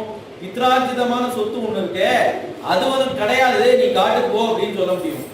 எது வந்து அவனுக்கே சுவாசித்தமா தன்னோட அம்மா கொண்டு வந்தாலும் அந்த சொத்து இருக்கே, அதை கேட்கலாமே. அதை கேட்கறதுக்கு நாதி இல்லையா? அந்த சொத்து அவருக்கே உடையது தானே, அதை உனக்கு இல்லைன்னே சொல்ல முடியாது. அதை கேட்கறதுக்கு இங்க ஆள் இல்லை.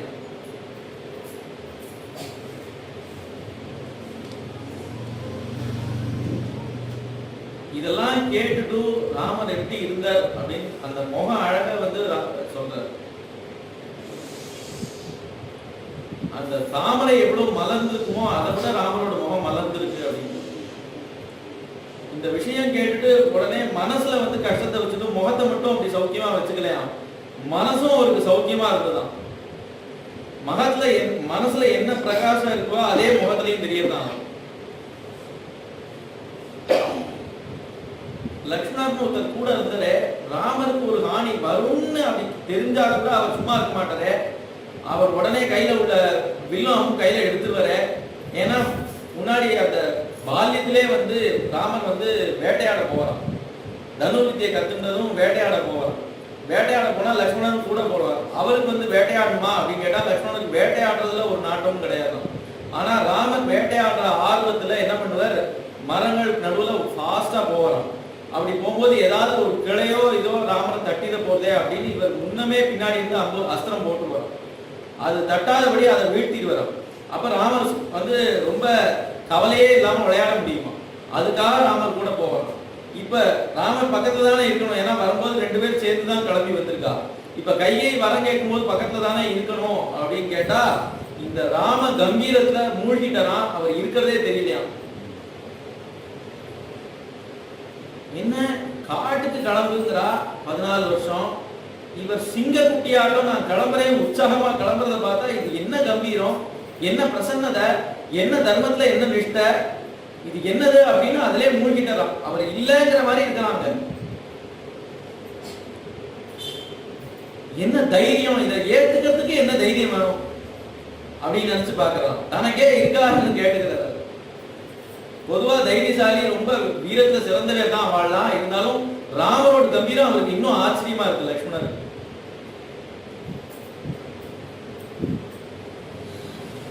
எப்படி சூரியன் உதயமாயிட்டா சந்திரன் மறைஞ்சு போகுமோ அது மாதிரி இப்ப ராமர் பிரகாசமா இருக்க. இந்த பிரகாசத்துல லக்ஷ்மணன் இருக்கிறதே தெரியாம போயிட்டான்.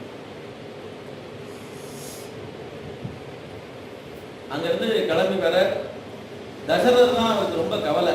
என்னன்னா இப்படி கீழே படுத்துட்டு இருக்கிற இவர் வந்து சரி பண்ணுவோமா, இவரை எழுப்புவோமா, இவரை ஏதாவது இவரை உட்காந்து வச்சுதான் போவோமா பாக்குறாரு. ஆனா கைகேயி வந்து இவர் விரட்டாப்புல இருக்கா. ராமர் வந்து தன்னை பத்தி பேசிக்கிற இடம் அப்படின்னு ராமாயணத்துல பார்த்தா ரொம்ப குறைவு. தன்னை பத்தி பேசிக்கவே மாட்டார். இவர் வனத்துக்கு போகிறா மாட்டரா, ஒருவேளை மீறிட்டு வரா சந்தேகம் இருக்கா இன்னும் கைகேயி. அதனால சொல்ற ராமோ தீர்ணாபி பாஷதே, ஒரு தடவை சொல்லியாச்சுன்னா சொன்னதுதான். காட்டுக்கு போவேன், நான் வாக்கு கொடுத்ததுதான், நிச்சயமா போவேன், நீ கவலைப்படாதே அப்படிங்கிறது. கிளம்பினா அந்த பட்டாபிஷேகத்துக்கு அவ்வளவு ஏற்பாடு பண்ணிட்டு சத்திர சாமரம் எல்லாம் எடுத்துன்னு வரா. எல்லாத்தையும் அப்படியே தடுத்துறாரு. ஆரம்பத்திலே எல்லாத்தையும் தடுத்துறாரு. அங்க போனா பட்டாபிஷேகம் நடக்கிற இடம், அங்க எல்லா ஏற்பாடும் பண்ணிருக்கு. அந்த ரூம ஒரு 3 சுத்தி நமஸ்காரம் பண்றார். அங்க இருந்து கௌசல்யாவை பார்க்க போறார். இது வரைக்கும் கம்பீரமா இருந்த ராமர் இப்பதான் அழகிறான். ஏன் காட்டுக்கு போறேன்னு அழகா?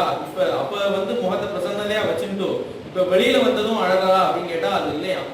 எங்க அம்மாட்ட இந்த விஷயத்த நான் எப்படி சொல்லுவேன் அப்படின்னு நினைச்சா அழகான். கௌசல்யா என்ன எதிர்பார்த்துட்டு இருக்கா அப்படின்னா, பட்டாபிஷேகம் முடிஞ்சு ஜாம் ரத்ன கிரீடத்தோட இங்க வந்து நம்ம தான் முதல்ல பாப்பா, நமக்கு தான் நமஸ்காரம் பண்ணுவான் அப்படின்னு எதிர்பார்த்துட்டு இருக்காங்க.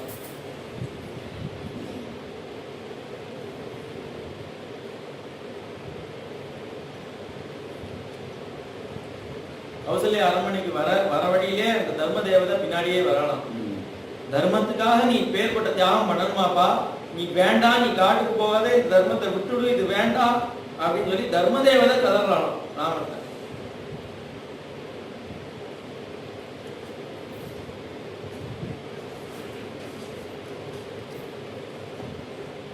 இந்த பட்டாபிஷேகம் முடிஞ்சுதான் ராமர் வருவன்னு எதிர்பார்த்துட்டு இருக்கா. முன்னாடியே வரதுனால முதல்ல வரணும்னு நினைச்சு வந்தியா அப்பா அப்படின்னு கேட்கிறா. முதல்ல நமஸ்காரம் பண்ணிட்டு போகணும்னு வந்தியா அப்படின்னு கேட்கிறா. தசரதர் அப்படிதான் எதை நினைச்சாரோ அதை நிறைவேற்றாம விடமாட்டார். அதுல அவர் சாமர்த்தியசாலி. பட்டம் கட்டணும்னு சொன்னார், அதை எப்படி நடத்திட்டார் பத்தியா அப்படிங்கிறார் கௌசல்யா. நீ நேற்றுக்கே உபவாசம் இருந்திருப்ப, ஒன்றும் சாப்பிட்டுக்க மாட்ட. இந்த வைதிகாலாம் என்ன சொல்லுவா அப்படின்னா, ஒண்ணுமே சாப்பிடக்கூடாது அப்படின்னு சொல்லிடுவா. நீ ஒரு அல்பாகாரம் எடுத்துக்கோ, வா ஏதாவது சாப்பிடு அப்படிங்கிறா. உடனே சுமித்ர போய் கொஞ்சம் பழங்கள்லாம் எடுத்துட்டு வந்து தட்டுல வைக்கிறாளாம். ஒரு ஆசனத்தை போட்டு இந்த ஆசனத்துல உட்காரு அப்படிங்கிறா. இல்லம்மா இதுக்கு இப்ப சமயம் இல்லை அப்படின்னு சொல்லி கீழே உட்கார்றதான்.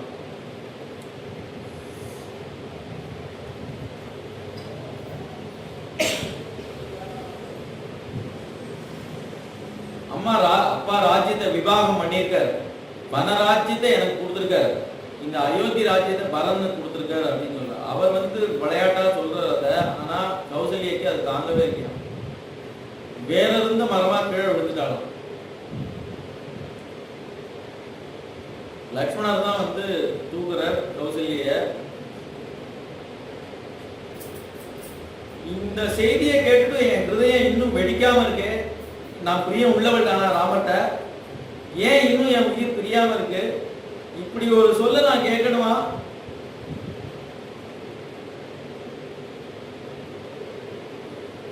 பொதுவா உயிர் பிரியற காலம் வந்துருது அப்படின்னா யமன் அடிச்சாது இழுத்துன்னு போவானே, அது மாதிரி யமன் என்ன அடிச்சு இழுத்துன்னு போகக்கூடாதா? ஏன் இன்னும் என் உயிரோட இருக்கேன் அப்படின்னு கேட்கிறா. இவ்வளவு நேரம் லட்சுமணர் அந்த காம்பீரியத்துல இருந்து வெளியிலே வரலையாம். இதெல்லாம் கௌசல்யா இப்ப பேசினதுக்கு அப்புறம் தான் லட்சுமணர் முழிச்சுக்கிறார். அது மாதிரி கிளப்பி விடுறதுக்கு ஒருத்தர் வேணுமா? அப்படி மூழ்கிட்டாரா ராமரோட கம்பீரத்துல. அம்மா நீங்க கவலைப்படாதீங்க, துக்கப்படாதீங்க. இந்த பட்டாபிஷேகத்தை நான் எப்படியும் நடத்தியே தீர்வேன். நான் வச்சுருக்கேனே இந்த வில் அம்பு இதெல்லாம் அலங்காரம் நினைக்காதீங்க. நான் எடுத்து நின்னேன்னா என் முன்னாடி யார் இருக்க முடியும்? இந்த பட்டாபிஷேகத்தை எப்படியும் நான் நடத்திடுவேன், நீங்க கவலைப்படாதீங்க அப்படிங்கிற. குரோரவலிப்தஸ்ய கார்யா காரியம் அஜானதஹ உத்பதம் பிரதிமன்னஸ்ய காரியம் பவதி சாசனம். இது காரியம் இது அகாரியம் அப்படின்னு செய்ய தெரியாம செஞ்சா அவளை கொலை பண்ணா கூட தருவோம் அப்படிங்கிறார். அதுவும் யார அப்படின்னு கேட்டா, அவர் குருவா இருந்தா கூட இது காரியம் செய்யக்கூடாது அப்படின்னு தெரியாம ஒரு காரியம் செய்யறான்னா அவளை கொலை பண்ணா கூட தப்பு இல்லை அப்படிங்கிற. அவசியம் கொலை பண்ணணும்னு சொல்றாரு இந்த ஸ்லோகத்துல. இது வஞ்சனை அப்படின்னு பச்சை குழந்தைக்கு கூட தெரியுமே. இது தர்மம்னு ஒரு போர்டு போட்டுன்னு இது என்னது, இது அக்கிரமம், இது என்ன அநியாயம், இந்த அநியாயத்தை நான் நடக்க விட மாட்டேன். ஒருவேளை ரதகஜ துரகாரி சேனைகள்லாம் அங்க கைகைக்கு வந்தா கூட நான் ஒரு கை பார்த்துறேன் அப்படிங்கிற. பரதனே இதுக்கு துணை நின்றா கூட நான் நிக்கிறேன் வாசல்ல, நீங்க பட்டம் கட்டிக்கோங்க, யார் என்ன பண்ண முடியும் நான் பார்த்துறேன் அப்படிங்கிற. ஜெயில போடுறேன்னு சொல்ல, இந்த கதவை அப்படியே மெதுவா சாத்திடுவோம், இந்த பக்கம் நீங்க பட்டம் கட்டுக்கணும், அந்த பக்கம் அவ இருக்கட்டும், பட்டாபிஷேகம் முடிஞ்சு கதவை திறந்து விட்டுருவோம் அப்படிங்கிற லட்சுமணர். ராமர் ரொம்ப மௌனமா இருந்தார். ஏன் அப்படின்னா இப்ப கௌசல்யக்கு தான் சமாதானமா, லட்சுமணர் பேசுறது கௌசல்யக்கு ஒரு சமாதானமா இருக்கட்டும் அப்படின்னு பேசாம இருந்தார். இவர் பேசுறது சம்மதம் இல்ல. ஏன்னா அப்பாவோட வார்த்தையை மீறக்கூடாதுங்கிறதுல ஆரம்பத்துல இருந்தே அவர் உறுதியா இருக்காரு. இதெல்லாம் அநியாயம், அதனால மீறலாம் அப்படின்னு லட்சுமணன் சொன்னா கூட அவர் ஏத்துக்க போறது இல்லை. ஆனா இது கௌசல்யக்கு ஒரு சமாதானமா இருக்கட்டும் அப்படின்னு நினைச்சு மௌனமா இருக்காரு. அப்பாவை மீறி பட்டம் கட்டினேன் அப்படின்னு நாளைக்கு ராமாயணம் வரதா இருந்தா நான் ஒரு அவதாரமே எடுக்க வேண்டாமேப்பா. அநேகமா எல்லா குடும்பத்திலையும் இப்படித்தானே இருக்கா, மீற வேற தானே எல்லாரும் இருக்கா, பரிபாலிக்க நான் ஒருத்தனாவது இருக்கேனே அப்படிங்கிற.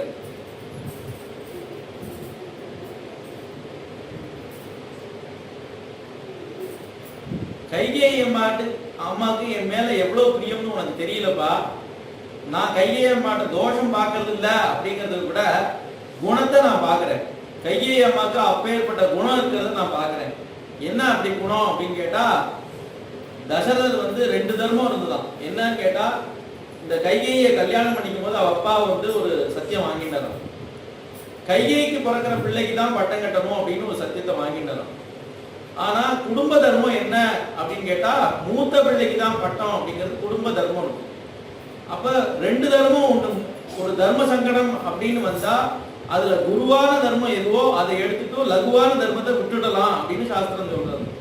இதுல குருவான தர்மம் எது அப்படின்னா பரம்பரையா வர தர்மம் தான். பரம்பரையா வர தர்மம் என்ன சொல்றது, மூத்த பிள்ளைக்கு தான் பட்டம் அப்படின்னு சொல்றது. அப்ப லகுவான தர்மம் எது அப்படின்னா, இவர் அப்பாவுக்கு சத்தியம் பண்ணி கொடுத்தது இப்பதானே கொடுத்தாரு. அப்ப பிள்ளைகளே பிறக்கல, கைகேயி கல்யாணமே அப்பதான் ஆகுது, அப்பதானே கொடுத்தது. அது லகுவான தர்மம்னு சொல்லி அந்த தர்மத்தை விடலாம் அப்படின்னு நினைச்சு விட்டுட்டாரு அவர். ஆனா கைகேயி என்ன நினைக்கிறா, 2யுமே சத்தியம் பண்ணிடலாமே அப்படின்னு நினைக்கிறான். இது ஏதோ ஒரு 14 வருஷம் வந்து பரதனுக்கு ஆள வச்சுட்டு அப்புறம் உள்ள பாக்கி சொச்ச காலம் பூரா ராமரே ஆளட்டும், ஆக எங்க அப்பாவோட கொடுத்த வாக்கும் சத்தியமாயிடும், அதுவும் வீண் போகாது. இப்ப பரம்பரையில உள்ள அந்த தர்மமும் வீணாகாது, ராமரே பின்னாடி ஆளட்டும், 2யுமே சத்தியம் பண்ணிடலாம் அப்படின்னு கைகேயி நினைச்சாலாம். ராமர் சொல்றது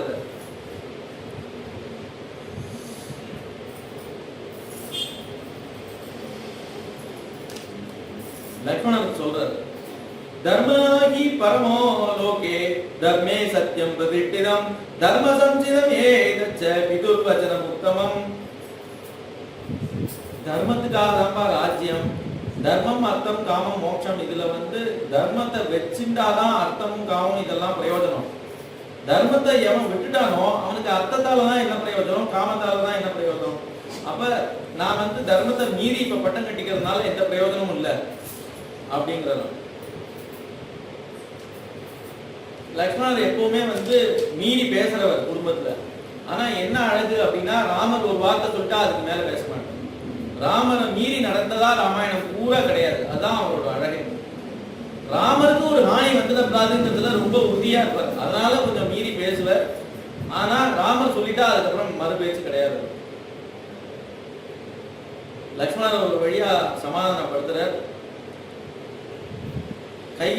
கௌசல்யா அம்மா என்ன பண்றா, நீ என்ன பித்ருவாக்கிய பரிபாலனம் அப்படின்னு தானே காட்டுக்கு போறேங்கிற, நான் மாத்துவாக்கிய பரிபாலனம் சொல்றேன், நீ எனக்கு சேவை பண்ணிட்டு அயோத்தியாலே இரு அப்படிங்கிறான். இது ஒரு தந்திரத்தை பயன்படுத்தியாவது ராமன் இங்க இருக்க வைக்கலாம் அப்படின்னு நினைக்கிறார்.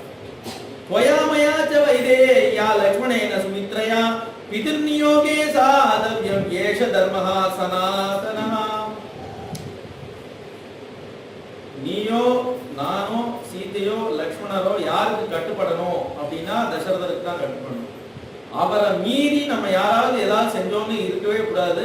இதெல்லாம் பாக்கி குடும்பத்துக்கும் பொருந்தும், ஆனா நம்ம குடும்பத்துக்கு இது பிரத்யேகமான தர்மம், இதை மீறவே மாட்டோம். நம்ம இப்படி நீ சொல்லவே கூடாது, இப்படி சொல்லாதே, தசரதர் மீறி சொன்னாருங்கிறது இருக்கவே கூடாது உனக்கு அப்படின்னு சொல்லி சொல்றாரு. அவ சொல்றா, கதம் இதேனு ஸ்வம் வத்சம் கச்சந்தம் நானு கச்சதி அகம் பானு கமிஷ்யாமி எத்ர புத்திர கமிஷ்யசி. சரிப்பா, என்ன வந்து நீ இப்படி சொல்ற, உன்னை தடுக்காதே அப்படின்னு சொல்ற, அப்ப என்ன அழைச்சுன்னு போயிடும். எப்படி வந்து கண்ணுக்குட்டி வந்து மாடை பிரிஞ்சு இருக்க முடியாதோ, மாடு கண்ணுக்குட்டியை பிரிஞ்சு இருக்க முடியாதோ, நான் மாத்திரம் உன்னை பிரிஞ்சு எப்படி இருப்பேன், என்னையும் உன் கூட வனவாசத்துக்கு அழைச்சுன்னு போயிடும் அப்படின்னு.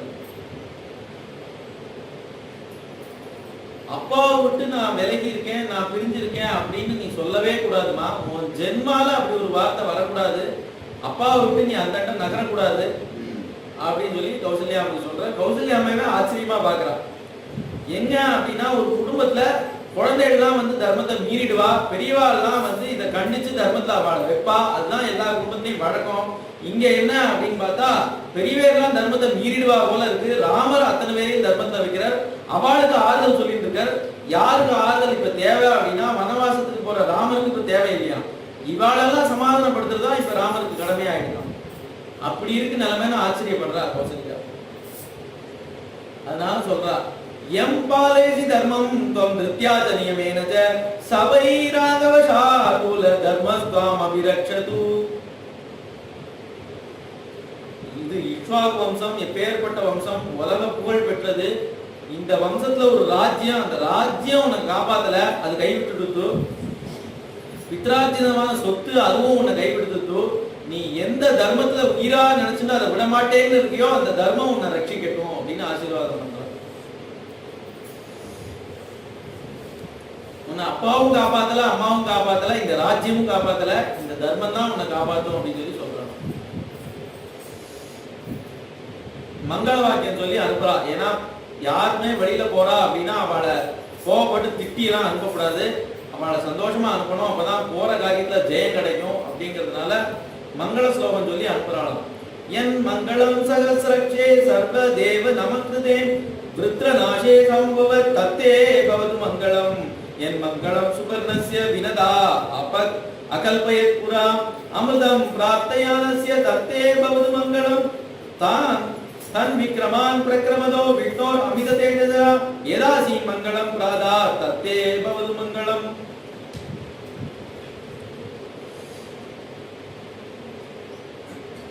விருத்ராசுரனை போய் வதம் பண்ணிட்டு வா அப்படின்னு சொல்லி இந்திரனை அனுப்பினாலாம் அவன் அம்மா. அத மாதிரி இப்ப ராவண வதம் பரியந்தமான காரியத்துக்காக நீ போற, ராவணனை வதம் பண்ணி ஜெயத்தோட வா அப்படின்னு முதல் ஸ்லோகம். அடுத்தது கருடன். கருடன் வந்து அமிர்தம் கொண்டு வர போறான்.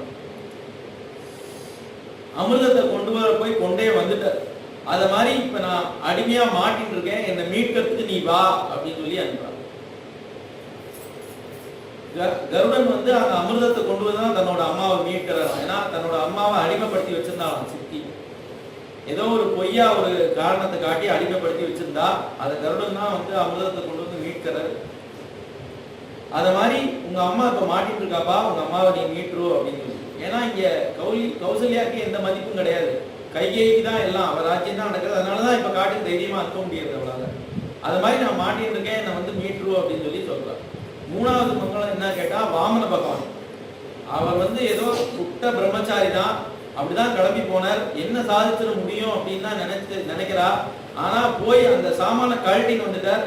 என்ன கழட்டின்னு வந்தார்னா அந்த பலி சக்கரவர்த்திட்ட இருந்து என்ன வாங்க முடியுமோ அதை வாங்கிட்டு வந்துட்டார். திரிவிக்ரம அவதாரம் எடுத்து மூவுலகையும் அளந்து வாங்கிட்டு வந்துட்டார் இல்லையா. அத மாதிரி இப்ப சொத்து வந்து இன்னொருத்த மாட்டின்னு இருக்கு, அந்த சொத்தை நீ வந்து மீட்கணும் அப்படின்னு மங்களாசாசனம் பண்றான். ஒரு வழியா அம்மாவை சமாதானப்படுத்தி அங்க இருந்து விடை பெற்றுக்கிறார்.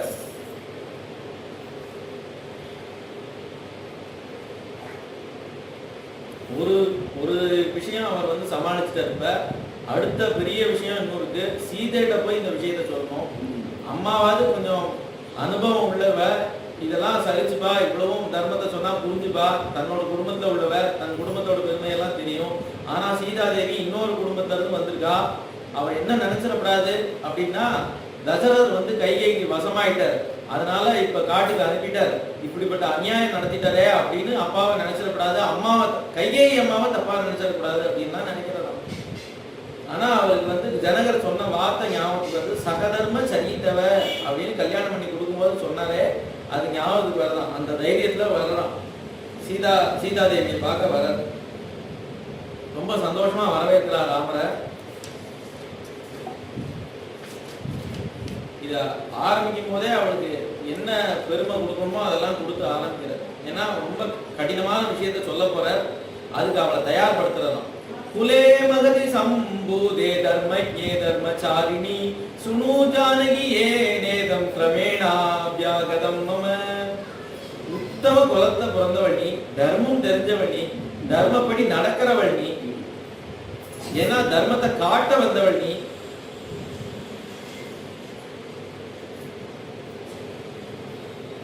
அப்பா ராஜ்யத்தை வந்து பிரிச்சு கொடுத்துருக்கார்.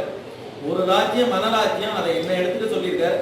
இன்னொரு ராஜ்யம் இந்த அரண்மனை ராஜ்யம், அதை பரதனுக்கு கொடுத்துருக்கார் அப்படின்னு சொல்லி விளையாட்டா சொல்றோம். ஏதோ 14 நாள் வனவாசத்துக்கு போயிட்டு வரணும் அப்படிங்கிற மாதிரி 14 வருஷம் போயிட்டு வர்றது சர்வ சாதாரணமா சொல்றாரு. பாக்கி பேர்லாம் வந்து இதை கேட்டதுமே அதிர்ச்சியாதான், ரொம்ப பயங்கரமான ரியாக்ஷன் எல்லாம் வருது. இங்க ரொம்ப சந்தோஷப்பட்டாலாம், குதூகலம் ஆயிட்டாலாம் வனவாசம் அப்படின்னு. சதுர்தசி வருஷா நீ வஸ்தவியம் தண்டகே மயா. 14 வருஷம் தான், ரொம்ப நினைக்காத, 14 வருஷம் தான் நான் போயிட்டு வந்தேன், நீ பத்திரமா இரு அப்படிங்கிறது. ஏன்னா அவளையும் இந்த கஷ்டங்கள்லாம் அனுபவிக்க வேண்டாம் அப்படின்னு நினைக்கிறவள். இந்த கஷ்டங்கள்லாம் தன்னோட போட்டும் இவன் அனுபவிக்க வேண்டாம், இவன் இங்கேயே இருக்கட்டும் அப்படின்னு நினைக்கிறார். அப்ப ராமன் முகம் எப்படி மலர்ந்தது அப்படின்னு நம்ம சொன்னோம்.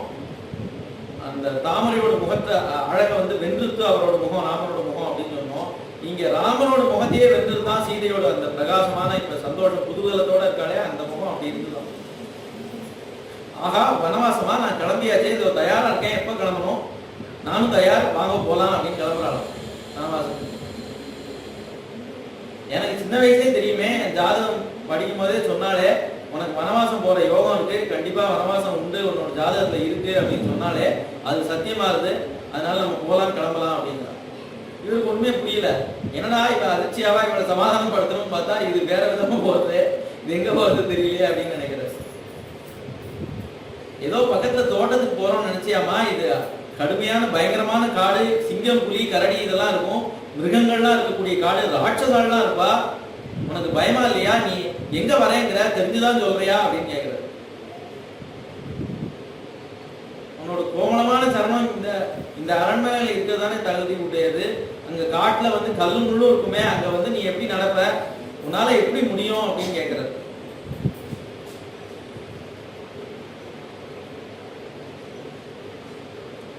ஆத்துக்கார் சொன்னாதானே கேட்கணும், அதுதானே பதிபிரதா தர்மம், பதிபிரதா தர்மத்தையே காட்ட வந்தவள் சீதை.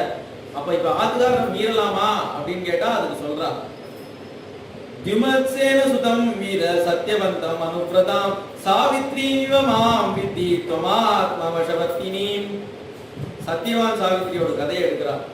அங்க சத்யவான் போயிடுவான் அப்படிங்கிறது கல்யாணத்துக்கு முன்னாடியே தெரியுமா, ஆனா மனசுல அவ வரிச்சிட்டாளாம் சத்யவான். அதனால அப்பா இது வேண்டாம், இவன் போயிடுவான் அப்படின்னு சொன்னா கூட அதை மீறி தான் சத்யவானை கல்யாணம் பண்ணிக்கிறா. கல்யாணம் பண்ண நாள்ல இருந்து இந்த நாள் வரைக்கும் அவன்கிட்ட சொல்லவே இல்லையா அப்படி ஒரு விஷயம் இருக்கிறது. நீ அல்பாயுஸ்ல போயிடுவா அப்படிங்கிற விஷயத்தையே சொல்லாம மனசுலயே வச்சுட்டு இருக்கான்.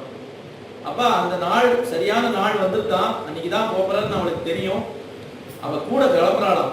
சத்யவான் இது வரைக்கும் கூட அழைச்சிட்டு போனது இல்ல, கூட கிளம்புறான்னு தடுக்கிற, நீ வரப்படாது, நீ இங்கே இரு, நான் போயிட்டு வரேன் அப்படிங்கிற.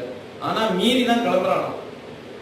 அதுக்கப்புறம் சத்தியவானால தடுக்க முடியல, மேல அவளும் கூட வரா. கூட வந்தா அன்னைக்கு எப்படி விதி இருக்கோ அது மாதிரி உயிர் போயிடுது.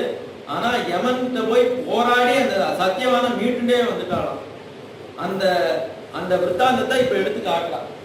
ஆத்துக்காரரை மீறலாமா அப்படிங்கிறதுக்கு சில சமயம் ஆத்துக்காரரை ஹிதம் பண்ண தெரியாதான், அவருக்கு ஒண்ணுமே தெரியாது, அவருக்கு ஹிதம் பண்ணிக்க, நம்ம தான் பார்த்து ஹிதம் பண்ணணும் அப்படின்னு இருக்கணுமா ஆத்துக்காரிங்கிறவர்.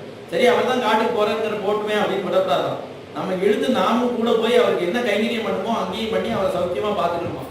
அதனால நானும் கூட வரேன் அப்படின்னு கிளம்புறாரு.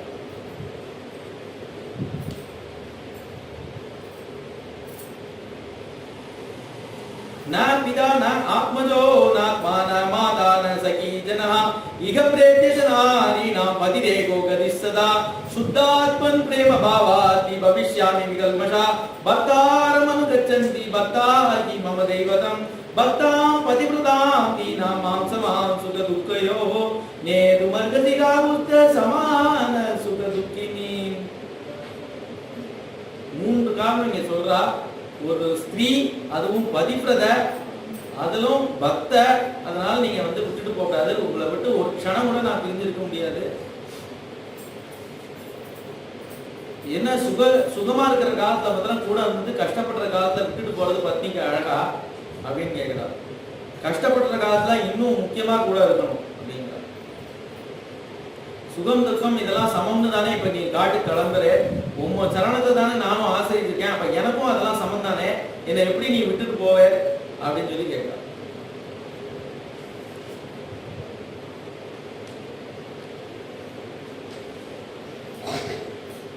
எப்படி இந்த மிருகங்கள்லாம் இருக்கே, எப்படி நீ அதெல்லாம் பார்த்தா உனக்கு பயமா இல்லையா அப்படின்னு கேட்டா, நீர் எப்ப என்னோட வரையறோ உங்க புஜத்தை நான் ஆசிரியிச்சுட்டோ அப்புறம் நான் எதை பார்த்து பயப்படணும்?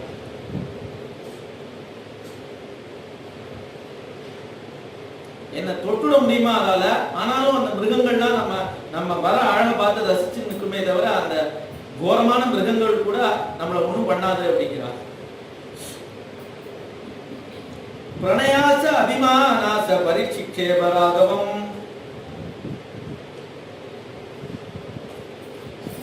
கொஞ்சம் மீறி பேசுறாளாம். எப்பவுமே ராமாயணத்துல மீறி பேசுறதே கிடையாது. இந்த ஒரு சந்தர்ப்பம் மீறியே பேசுறாளாம். மீறி பேசலாமா அப்படின்னா பிரணயத்துல அபிமானத்துல அப்படி பேசலாமா, நினைச்சபடி எல்லாம் மீறி பேசக்கூடாது. பிரணயத்துல அபிமானத்துல மீறி பேசுறாளாம். என்ன பேசுறா அப்படின்னா, நீங்க ஒரு நாள் என்னை விட்டுட்டு போயிட்டே அப்படின்னா ஜனகருக்கு நீங்க என்ன பதில் சொல்றேன், ஜனகர் முன்னாடி எப்படி போய் நிற்பேன், அவருக்கு என்ன வாக்கு கொடுத்துருக்கேன், நான் சீதையை பத்திரமா பாத்துக்கிறேன் கூடவே வச்சுக்கிறேன் தானே சொல்லியிருக்கேன், இப்ப விட்டுட்டு போனா அவருக்கு என்ன பதில் சொல்வேன் அப்படின்னு கேட்கிறான். அவளுக்கு ஏதாவது ஒரு கஷ்டம்னு வந்துட்டாலே குழந்தை நினைவு வந்துருமா. அதனால ஜனகரை இங்க கூப்பிட்டு உள்ள இருக்கிறார்.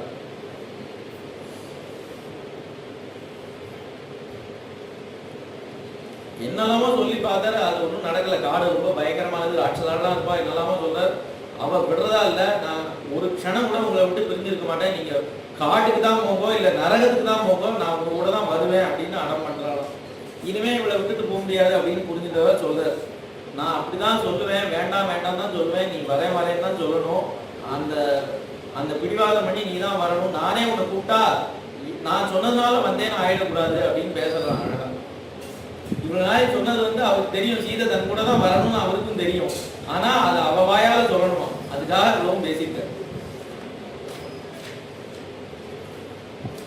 அவளை அழைச்சு போறேன்னு சொல்லியாச்சு. அடுத்து திரும்பினா இந்த லக்ஷ்மணர் இருக்கிறார். லக்ஷ்மணர்கிட்ட சொல்றாரு, மணியை நானும் கிளம்புறதா முடிவு பண்ணிட்டோம், நீ ராஜ்யத்தை பாத்துக்கோ, பரதனை அவசியம் அழைச்சிட்டு வா, நீ பட்டம் கட்டு, ராஜ்ய அப்பாவை பாத்துக்கோ, அம்மாவை பாத்துக்கோ, எல்லாரையும் சௌக்கியமா பாத்துக்கோ, இங்க கவனிச்சுட்டு இங்கே நாங்க போயிட்டு வந்துடுறோம், 14 வருஷம் தான் அப்படின்னு. லக்ஷ்மணர் என்ன பேசுறதுனே தெரியல. ஏன்னா கிண்டேல் மறுபடியும் இப்பதான் ஒரு அத்தியாயம் ஓடி இருக்கு, சீதா தேவி போட்டு அந்த பாடுபடுத்திருக்கு, திரும்ப எங்கிட்ட இந்த விளையாட்டு வச்சுட்டு இருக்கா, நீங்க வேண்டாம் வேண்டாம்னு சொல்லணும், அப்புறம் நான் வரேன்னு சொல்லணும், அப்புறம் நான் அதுதான் சொல்லணும்னு நினைச்சேன் அப்படின்னு பின்னாடி நீ சொல்லணும், நீ தான் ஏற்கனவே வான்னு சொல்லியாச்சே அப்புறம் என்ன அப்படிங்கிறது. வான்னு ஏற்கனவே சொல்லியாச்சுன்னா ராமர் கொஞ்சம் சிந்தனை பண்ணி பாக்குறாரு. ஒரு காலம் நம்ம தெரியாம தவறுதலா சொல்லிட்டோமா வான்னு, சொன்ன மாதிரி நினைவு இல்லையே அப்படின்னு அவரே உள்ள பாத்துக்கிறாரு.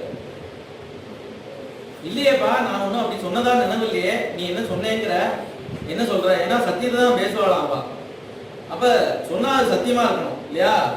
அவர் சொல்றார், விஸ்வாமித்ரா நீங்க என்ன கேட்டார், காதபட்ச தரவும் வீரம் ஜேட்டமே தாது மருகசி அப்படிதான் கேட்டார். ஜேட்டமே தாது மருகசி அப்படின்னா மூத்த பிள்ளையை தான் கேட்டார். ஆனா நானும் கூட கிளம்பினேனா இல்லையா, அப்ப எப்ப காட்டு கிளம்பினாலும் நானும் கூட உண்டுன்னு அன்னைக்கே உச்சிதமாயிடும் அப்படிங்கிற. கௌசல்யா மட்டும் நான் பேசிட்டு இருக்கும் போது ராமருக்கு எங்க ஹானி வந்தாலும் நான் தான் முன்னாடி நிற்பேன், அவர் அக்னியில விழுறதா இருந்தாலும் சரி, கடல்ல விழுறதா இருந்தாலும் சரி, நான் தான் முன்னாடி நிற்பேன் அப்படின்னு சொல்லுவோம். நீ ஏன் பேசாம இருந்த, அப்ப தடுத்து சொல்ல வேண்டியதானே, அவன் கிடையாது நான் மட்டும்தான் அப்படின்னு சொல்ல வேண்டியதானே, அப்ப நீ தடுக்கலையா, அப்பவே நீ ஏத்துட்டேன்னு ஆயிடுச்சு, நான் வரத நீ ஏத்துட்டே அப்படின்னு ஆயிடுச்சு.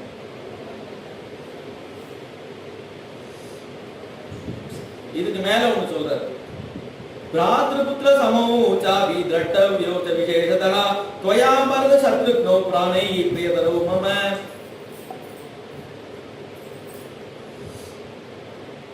சீதையை அழைச்சிட்டு போறதா இல்லையா முதல்ல, அப்ப சொல்றதான் பரதன் சத்ருக்னெல்லாம் இங்க வருவா, அவளை நீ இந்த விஷயத்தெல்லாம் காட்டி அவள்கிட்ட முகத்தை காட்டாத, அவள்கிட்ட பிரியமா நடந்துக்கோ, ஏன்னா ரொம்ப பிரியமானவே அவ எனக்கு, பரதன் சத்ருக்னால எப்படி பாத்துக்கணும் அப்படின்னு சொல்றாரு. பிராணைக்கு பிரியதரவு மன, எனக்கு பிராணனுக்கு பிரியமானவை அவள்லாம், அவளை உன்னோட பிள்ளைய எப்படி பார்த்துப்பியோ அது மாதிரி பார்த்துக்கோ, உன்னோட பிராதா பிரதர் தம்பியா இருந்தா எப்படி பார்த்துப்பியோ அது மாதிரி அவளை நினைச்சு பார்த்துக்கோ அப்படின்னு சொல்லி சொல்றாரு. அவள்கிட்ட தான் கோபமே படமாட்டாளாம் ஸ்திரீகள், அதனால அதை மாதிரி பார்த்துக்கோன்னு சொல்லும் போது இங்க 2 பேர் தான் சொல்றா, பரதன் சத்ருகன் 2 பேரை தான் சொல்றா, லக்ஷ்மணரையும் சேர்த்து சொல்றது தானே, தம்பிகள் அத்தனை பேரையும் இந்த மாதிரி பார்த்துக்கோன்னு சொல்றது தானே.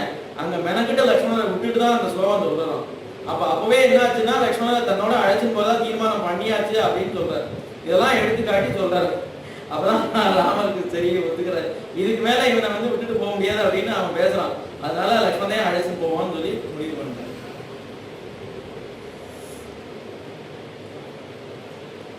சர்வத்தையும் தங்கிட்ட இருக்கிறது அத்தனையும் தானம் பண்ணிட்டு வாசலுக்கு வந்தா அங்க திருஜடன் அப்படிங்கிற ஒரு பிராமணோத்தமன் வரான். அவன் ராமர மாதிரியே அபரிக்கிரக விரதம் வச்சுட்டு இருக்கான். அபரிக்கிரகம்னா யார்ட்டையும் எதையும் விருந்தம் வாங்கி மாட்டான், அந்த விரதம் அவனும் வச்சுட்டு இருக்கான்.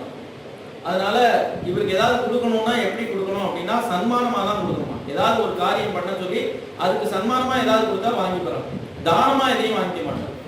அப்படி ஒரு விரதம் வச்சிருந்துருக்காரு. அவர் வரும்போது எப்படி வர்றாரு அப்படின்னா சரியா நடக்க கூட முடியல, ரொம்ப வயசாச்சு, ரொம்ப சிரமப்பட்டு தான் நடந்து வர்றாரு. அவர் ராமர் சொல்றார், உங்களோட தண்டத்தை விட்டு எரியும், அது எவ்வளவு தூரம் போறதோ அவ்வளவு தூரம் நான் உங்களுக்கு தானம் பண்றேன் அப்படிங்கிறான். அவர் அந்த வேட்டியை வரைஞ்சு கட்டின்னு இழுத்து எரிஞ்சான். சரையூ நதி கிட்ட போய் விழுந்துதான் அந்த தண்டம். அப்ப எவ்வளவு பலம் எங்க இருந்து வந்தது அப்படின்னா அந்த சன்மானம் வாங்க போறாருங்கிற எண்ணமா இல்ல என்ன தெரியல, அந்த தண்டத்தை அப்படி விட்டு எரிஞ்சு சரையூ நதி கிட்ட போயிட்டான். அது வரைக்கும் பசுக்களை தானம் பண்றான். அந்த காடுக்கு கிளம்புற சமயத்துல கூட எவ்வளவு பிரசன்னதை, எவ்வளவு கம்பீரம் அப்படின்னு பாக்குறாங்க. ஏன்னா தனக்கே எல்லாம் நஷ்டமாயிடுது. ஒருத்தன் வந்து ஏதாவது கேட்டா நான் எனக்கே ஒண்ணும் இல்லப்பா, எனக்கு என்கிட்ட வந்து கேட்கறேன்னு யாருமே சொல்லுவா. ஆனா அவனுக்கும் அள்ளி கொடுக்குற ஒரு ஹிருதயம் அவனுக்கு தான் இருக்கும்.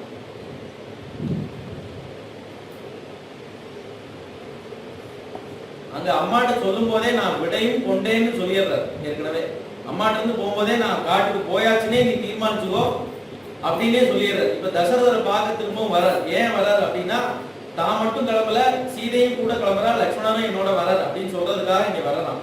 ஆனா உள்ள வர சங்கோச்சமா இருக்கு. ஏன்னா விடையும் கொண்டேன்னு அப்பவே சொல்லியாச்சு. இப்ப வந்தா கைதியம்மா என்ன நினைப்பாளோ அப்படின்னு நினைக்கிறார்.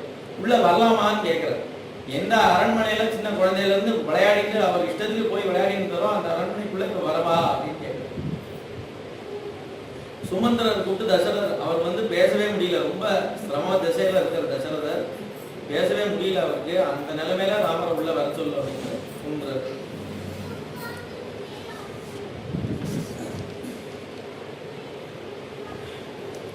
தசரதர் குமுறி அழகான ராமரை பார்த்து, ராமா இது சத்தியம் இல்ல, இது தர்மம் இல்ல, இது வஞ்சனை, கைகேயி என்னை ஏமாத்திட்டா, நீ போகாதே, என்னை மீறி பட்டம் கட்டிக்கோ, அதுதான் பித்ருவாக்கிய பரிபாலனம், அதுதான் எனக்கு இஷ்டம் அப்படிங்கிறார். ராமர் சொல்ற, நீங்க வரம் கொடுத்ததுதான், நான் தளர்ச்சி அடையல, சொர்க்க ராஜ்யமானாலும் எனக்கு பெருசு இல்ல, உம்ம வார்த்தைய சத்தியம் பண்ணணும், உம்ம சத்தியசுந்தரா பண்ணணும், அதுதான் எனக்கு பெருசு, அதுதான் எனக்கு சந்தோஷம் அப்படின்னதும் தசரதர் சொல்ற, இது உனக்கே தகும் ராமா, நீ தான் இதை இப்படி சொல்ல முடியும், வேற ஒருத்தராலையும் சொல்ல முடியாது, நீ மட்டும்தான் இதை இப்படி சொல்ல முடியும் அப்படின்னு கண்ணீர் விடுறார். புலம்புற அதை பார்த்துட்டு கைகேயி சொல்றா, ஏன் வெட்டம் இல்லாம சும்மா குலதர்மம் சொல்லிட்டு இருக்கு. சகர சக்கரவர்த்தி தன்னோட மூத்த பிள்ளை அசமஞ்சன் அவனை காட்டுக்கு அனுப்பலையா அப்படின்னு கேட்கிறான். அந்த அசமஞ்சன் யாரு, ராமர் யாரு, அதை ஒப்பிட்டு பார்க்க முடியுமா எங்கேயாவது? அந்த அசமஞ்சன் என்ன பண்ணா, பிறந்த குழந்தையெல்லாம் தூக்கி தண்டில் போட்டு கொண்டு இருந்தானோ, அப்பேற்பட்ட அக்கிரமம் பண்ணதுக்காக அவனை காட்டுக்கு அனுப்பிச்சிருக்கா. அதையும் ராமரையும் இப்ப எடுத்து பேசுறா அந்த கைகேயி. சி அப்படின்னு பேச நிப்பாட்டிட்டார் தசரதர். மேல பேச ரொம்பலே சுமந்திரர் வந்து சொல்றாரு, ஆனா அவருக்கு தாங்கல, அவர் சொல்றாரு மேல, வேப்ப மரத்துல வேப்பங்காய் தான் காய்க்கும், வேற என்ன சுவையான பழமா வரும் அதுல இருந்து. உங்க அம்மா அன்னைக்கு என்ன பண்ணா அப்படின்னு தெரியாதா எல்லாருக்கும்?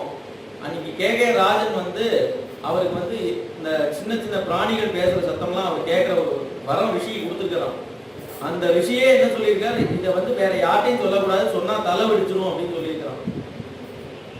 அப்ப அந்த இது மாதிரி எறும்புகள் ஏதோ பேசிட்டு இருக்கு, அதை கேட்டு சிரிக்கிறார் இந்த கேகே ராஜா. அந்த மகாராணி என்ன சொல்றா, ஏன் சிரிக்கிறார் அப்படின்னு கேட்கிறா.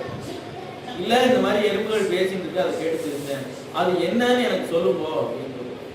இல்ல சொன்னா எனக்கு தலை வெடிச்சிரும், எந்த ரிஷி வந்து இந்த அனுகிரகம் பண்ணாரோ அவரே இந்த சாபம் கொடுத்துருக்காரு, இது யார்ட்டையாவது சொன்னா தலை வெடிச்சிரும் அப்படின்னு சொல்லியிருக்காரு. அப்படின்னா தலை வெடிச்சாலும் பரவாயில்ல, இதை எனக்கு சொல்லுப்போ அப்படின்ட்டாங்க. அவளுக்கு பிறந்த பொண்ணு தானே, நீ எப்படி இருப்ப, பின்ன வேப்ப மரத்துல வேப்பங்காய் தான் காய்க்கும் அப்படிங்கிறது தெரியறது நன்னா அப்படிங்கிறதான். சரி இப்படி இங்க நின்றுட்டே இருந்தா இதை மேல மேல இவாள்லாம் இப்படி கஷ்டப்படுத்திட்டே இருப்பா, அப்படி இங்க இருந்து கிளம்பிடலாம் அப்படின்னு முடிவு பண்றாரு. உடனே வெட்கம் இல்லாம அந்த மரவதி எடுத்துன்னு வந்து கையில கொடுத்தாலாம். ராமருக்கு லட்சுமணருக்கு சீதைக்கும் அந்த மரவதி கொடுத்தாலும். வரம் கேட்டது யாருக்கு? ராமருக்கு ஒண்டிதான் வரம் கேட்டுதான், லட்சுமணருக்கும் கிடையாது, சீதைக்கும் கிடையாது. இப்ப சீதை கையில அந்த மரவதியை கொண்டு கொடுக்குறாங்க. சீதைக்கு அதை எப்படி கட்டிக்கன்னு தெரியலையா, அதை கையிலேயே வச்சுன்னு அழுதுருக்கா. என்னடா இது, நம்ம ஜனக மகாராஜனுக்கு பிறந்தோம், எப்பேற்பட்ட சீமாட்டியா நம்ம வளர்ந்தோம், இங்க வந்து தசரத சக்கரவர்த்தி அப்பேற்பட்ட அயோத்தியா ராஜ்யத்துல வந்து நம்ம வாக்குப்பட்டிருக்கோம். அந்த ராமருக்கு வாக்குப்பட்டு திரிபுவனத்தையும் அவர் ஆளக்கூடியவர், அவருக்கு நம்ம வாக்குப்பட்டுட்டு நமக்கு இந்த நிலைமையா அப்படின்னு நினைச்சு அழுதாளா அப்படின்னு கேட்டா அது இல்லையா. இந்த மரவுரியை தான் காட்டுல உள்ள அந்த பதிவிரதைகள்லாம் கட்டிக்கிறாளா, இத போய் கட்டிட்டு எப்படி இருக்கா அந்த காட்டுல அப்படின்னு நினைச்சு அழுக வந்திருக்கான். தனக்கு கட்டிக்க தெரியல அப்படிங்கிறது ஒண்ணு, மேல இவாள்லாம் இதையா கட்டின்னு இருக்கா அப்படின்னு நினைச்சு அந்த மரவுரி அவ்வளவு சிரமமா அதை கட்டிக்கிறது, அதை கட்டிட்டா இருக்கா அப்படின்னு நினைச்சு ஒரு அழுக வந்திருக்கான். அப்புறம் ராமரே வந்து அதை கட்டி விடுறார். வசிஷ்டரே தாங்க முடியாம அழுத்தார். அவர் பிரம்மஞானி, இதுக்கெல்லாம் வந்து அசரக்கூடியவர்கள அவரே தாங்க முடியாம அழுத்தார். தசரதர் உடனே சீதைக்கு அதெல்லாம் வேண்டாம், சீதைக்கு என்னெல்லாம் பூஷணங்கள் வேணுமோ அதெல்லாம் எடுத்து கொடு, சீதைக்கு மரவுரி வேண்டாம் அப்படின்னு சொல்லிட்டார். உடனே கௌசல்யா அம்மா சீதையை கூப்பிட்டு சொல்றான், சௌக்கியமா இருக்கிற காலத்துல பர்த்தாவை எல்லாரும் கொண்டாடுவா, ஆனா கஷ்டப்படுற காலத்துல பர்த்தாவை தூஷிப்பா எல்லாரும். நீ அத மாதிரி காட்டுக்கு போனா உமாலதான் இப்படி ஆச்சு அப்படின்னு ராமர் ஒரு வார்த்தை சொல்லாதே, அவன் தாங்கிட மாட்டான், தாங்க மாட்டான், நீ அப்படி பண்ணிடாதே அப்படின்னு கௌசல்யாட்ட சொல்றான். கௌசல்யா சீதையிட்ட சொல்றான்.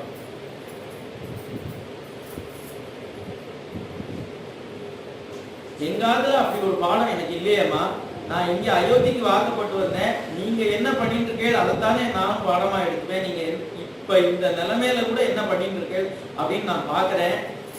ஏன்னா தசரதர் வந்து அங்க கடக்கார், அந்த செடிகள்லாம் இந்த சந்தர்ப்பத்துல அவருக்கு கைங்கரியம் பண்றதை மறந்துட்டாலாம். அவாவா அப்படி அப்படியே இதை வேடிக்கை பார்த்துட்டு இருக்கா. அந்த சமயத்துல அவருக்கு வேர்த்து கொட்டுறதான், அதை தொடச்சுன்னு நிக்கிறாளாம் அந்த கௌசல்யா தேவி.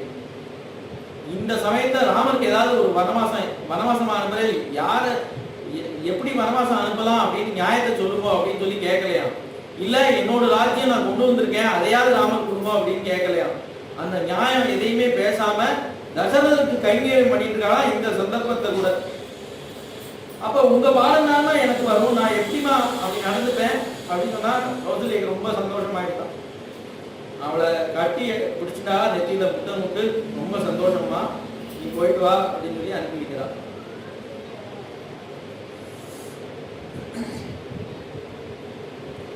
அடுத்தது சுமித்ரா, லக்ஷ்மண சுமித்ரா தேவி நமஸ்காரம் பண்ற. சுமித்ரா உடனே சொல்றா, சுமித்ரா கச்ச கச்சே புனர்வாஜதம் ராமம் தசரதம் வித்தி மாம் வித்தி ஜனகாத்மஜாம் அயோத்தியாம் அடவீம் வித்தி கச்சதாத யதா சுகம். ஏதோ மாதாக்கு கைங்கரியம் பண்றேன், அப்பாவுக்கு கைங்கரியம் பண்றேன் அப்படின்னு அயோத்தியில இருக்கலாம் அப்படின்னு நினைக்காத.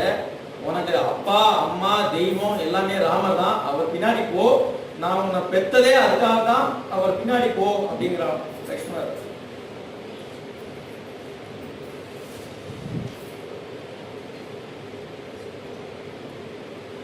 ராமர் அந்த சபையில இருக்கிற அத்தனை பேருக்கும் அஞ்சலி பண்றார். அத்தனை பேருக்கும் தன் தாயார் அப்படின்னு நினைச்சுதான் அஞ்சலி பண்றான். நான் ஏதாவது உங்க மனம் நோகும்படி நடந்திருந்தேன்னா என்னை க்ஷமிக்கணும் அப்படின்னு சமாதானம் கேட்டுக்கிறலாம். அவ்வளவு பேரும் கதறிட்டார். ஏன்னா அவர்கிட்ட ஏது தோஷம், யார் தோஷம் சொல்ல முடியும். ஆனா அவர் அப்படி கேட்டுக்கிறான். அதை கேட்டதுமே அத்தனை பேரும் கதறிட்டா. இப்ப ஜனங்களுக்கு எல்லாம் விஷயம் தெரிஞ்சிருத்தோ, ஜனங்கள் எல்லாம் கதறா. மேல சுமந்திரா இனிமே இங்க நின்னா சரியா வராது, ரதத்தை கலப்பு நம்ம கிளம்பலாம் அப்படின்னு சொல்லி ரதத்தை கலப்புறாரு. எழுந்திருக்க முடியாம தசரதர் அங்கிருந்து எழுந்து வந்து ராமா ராமா கத்திட்டே பின்னாடி ரதத்துக்கு பின்னாடி ஓடி வரலாம். ரதத்தை வேகமா ஓட்டாத மெதுவா ஓட்டு அப்படின்னு வேற சொல்றான். ராமர் என்ன பண்றார், நீ நிறுத்தாதே ரதத்தை வேகமாவே ஓட்டு அப்படிங்கிறார். அவருக்கு என்ன பண்றதே புரியல. ஒருத்தர் மெதுவா ஓட்டுங்கிற, ஒருத்தர் வேகமா ஓட்டுங்கிற, அவர் என்ன பண்ணுவார். இல்லப்பா நீ வேகமாவே ஓட்டு, நாளைக்கு கேட்டா காதுல விழல அப்படின்னு சொல்லிக்கலாம் அப்படிங்கிற. அந்த கௌசல்யா தேவி எல்லாரும் அந்த கீழே வந்து அழுதுன்னு இருக்கா. ரதம் போயிட்டு இருக்கு. ததாருதந்தீம் கௌசல்யாம் ரதம் தம் அனுதாவதீம் க்ரோஷந்தீம் ராம ராமேதி ஹாசீதே லக்ஷ்மணேதி ச ராம லக்ஷ்மண சீதார்த்தம் சவந்தீம் வாரி நேத்ரஜம் அசக்ருத் ப்ரேக்ஷத ததா நித்தந்தீம் இவ மாதரம். எழுந்திருச்சு ரதம் பின்னாடி ஓடுறாளாம். ஓட முடியாம சில கீழே விழுந்துடுறா, திரும்ப எழுந்திருச்சு ஓடுறா. இதெல்லாம் பார்த்தா என்னன்னா ஒரு நாட்டியம் ஆடுற மாதிரி இருக்கும். அந்த பாடுபடுறானா. ராமா நில்லு நில்லு அப்படின்னு சொல்லி இப்ப ஓடுறா, ஓட முடியல, திரும்ப கீழே விழுறா, திரும்ப எந்திரிச்சு ஓடுறா, இப்படி இருக்கலாம். தசரதன் அங்கேயே விழுந்துட்டார், அதுக்கு மேல அவரால் முடியல.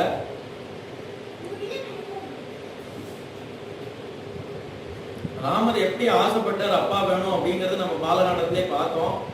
ஒரு கையில புத்திரன், ஒரு கையில தர்மம்.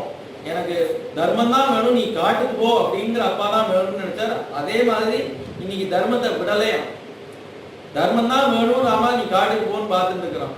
அவர் கூட மீறிடுவர் அப்படின்னா கூட ராமன் மீற தயாரா இல்லையா?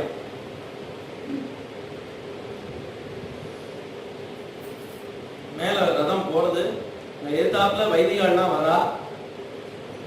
அவ என்னன்னா அந்த குதிரைட்டே நேர பேசுறா, ராமன்ட்ட பேசலையாம்.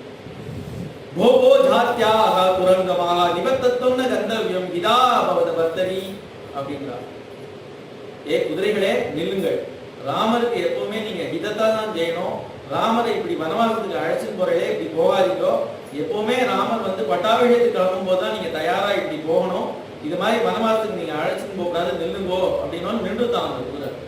ஆனா அந்த அந்த குதிரை வந்து யார் சொன்னா ராஜ பரம்பரையில அதுக்கு அதிகாரம் உள்ள யாராவது சொன்னாதான் அது கட்டுப்படுமே தவிர வேற யார் சொன்னாலும் கட்டுப்படாதான்.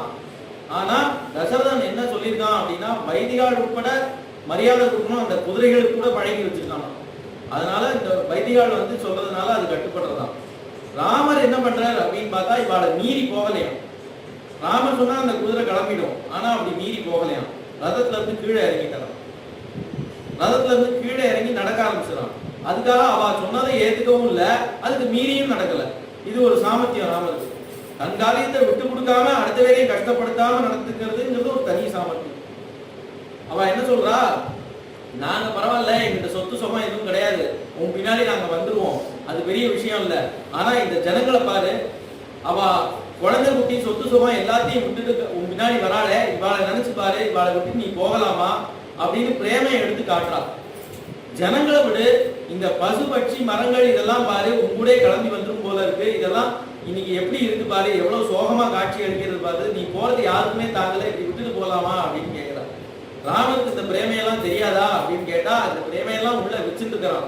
அதெல்லாம் மீறி அவரோட பித்ருவாக்கி பரிபாலனம்ங்கிறத மேல வச்சுட்டு இருக்கிறான். அதனால இதெல்லாம் கேட்டுன்னு தாண்டி போறான் அவரோட கம்பீரத்தை. அங்க ஒரு குழந்தை அழகுதான், குழந்தைய விட்டுட்டு போயிட்டா இவா ராமர் பின்னாடி. குழந்தை அழுதுன்னு இருக்கான். என்ன அழுது, அப்பா அம்மாவை காண விட்டுட்டு போயிட்டா அழுதா அப்படின்னு பார்த்தா, ராமா ராமா அந்த குழந்தை கூட அழுதான். அதுக்கு கூட ராமர் வனவாசத்துக்கு போறது சகிக்கலையா.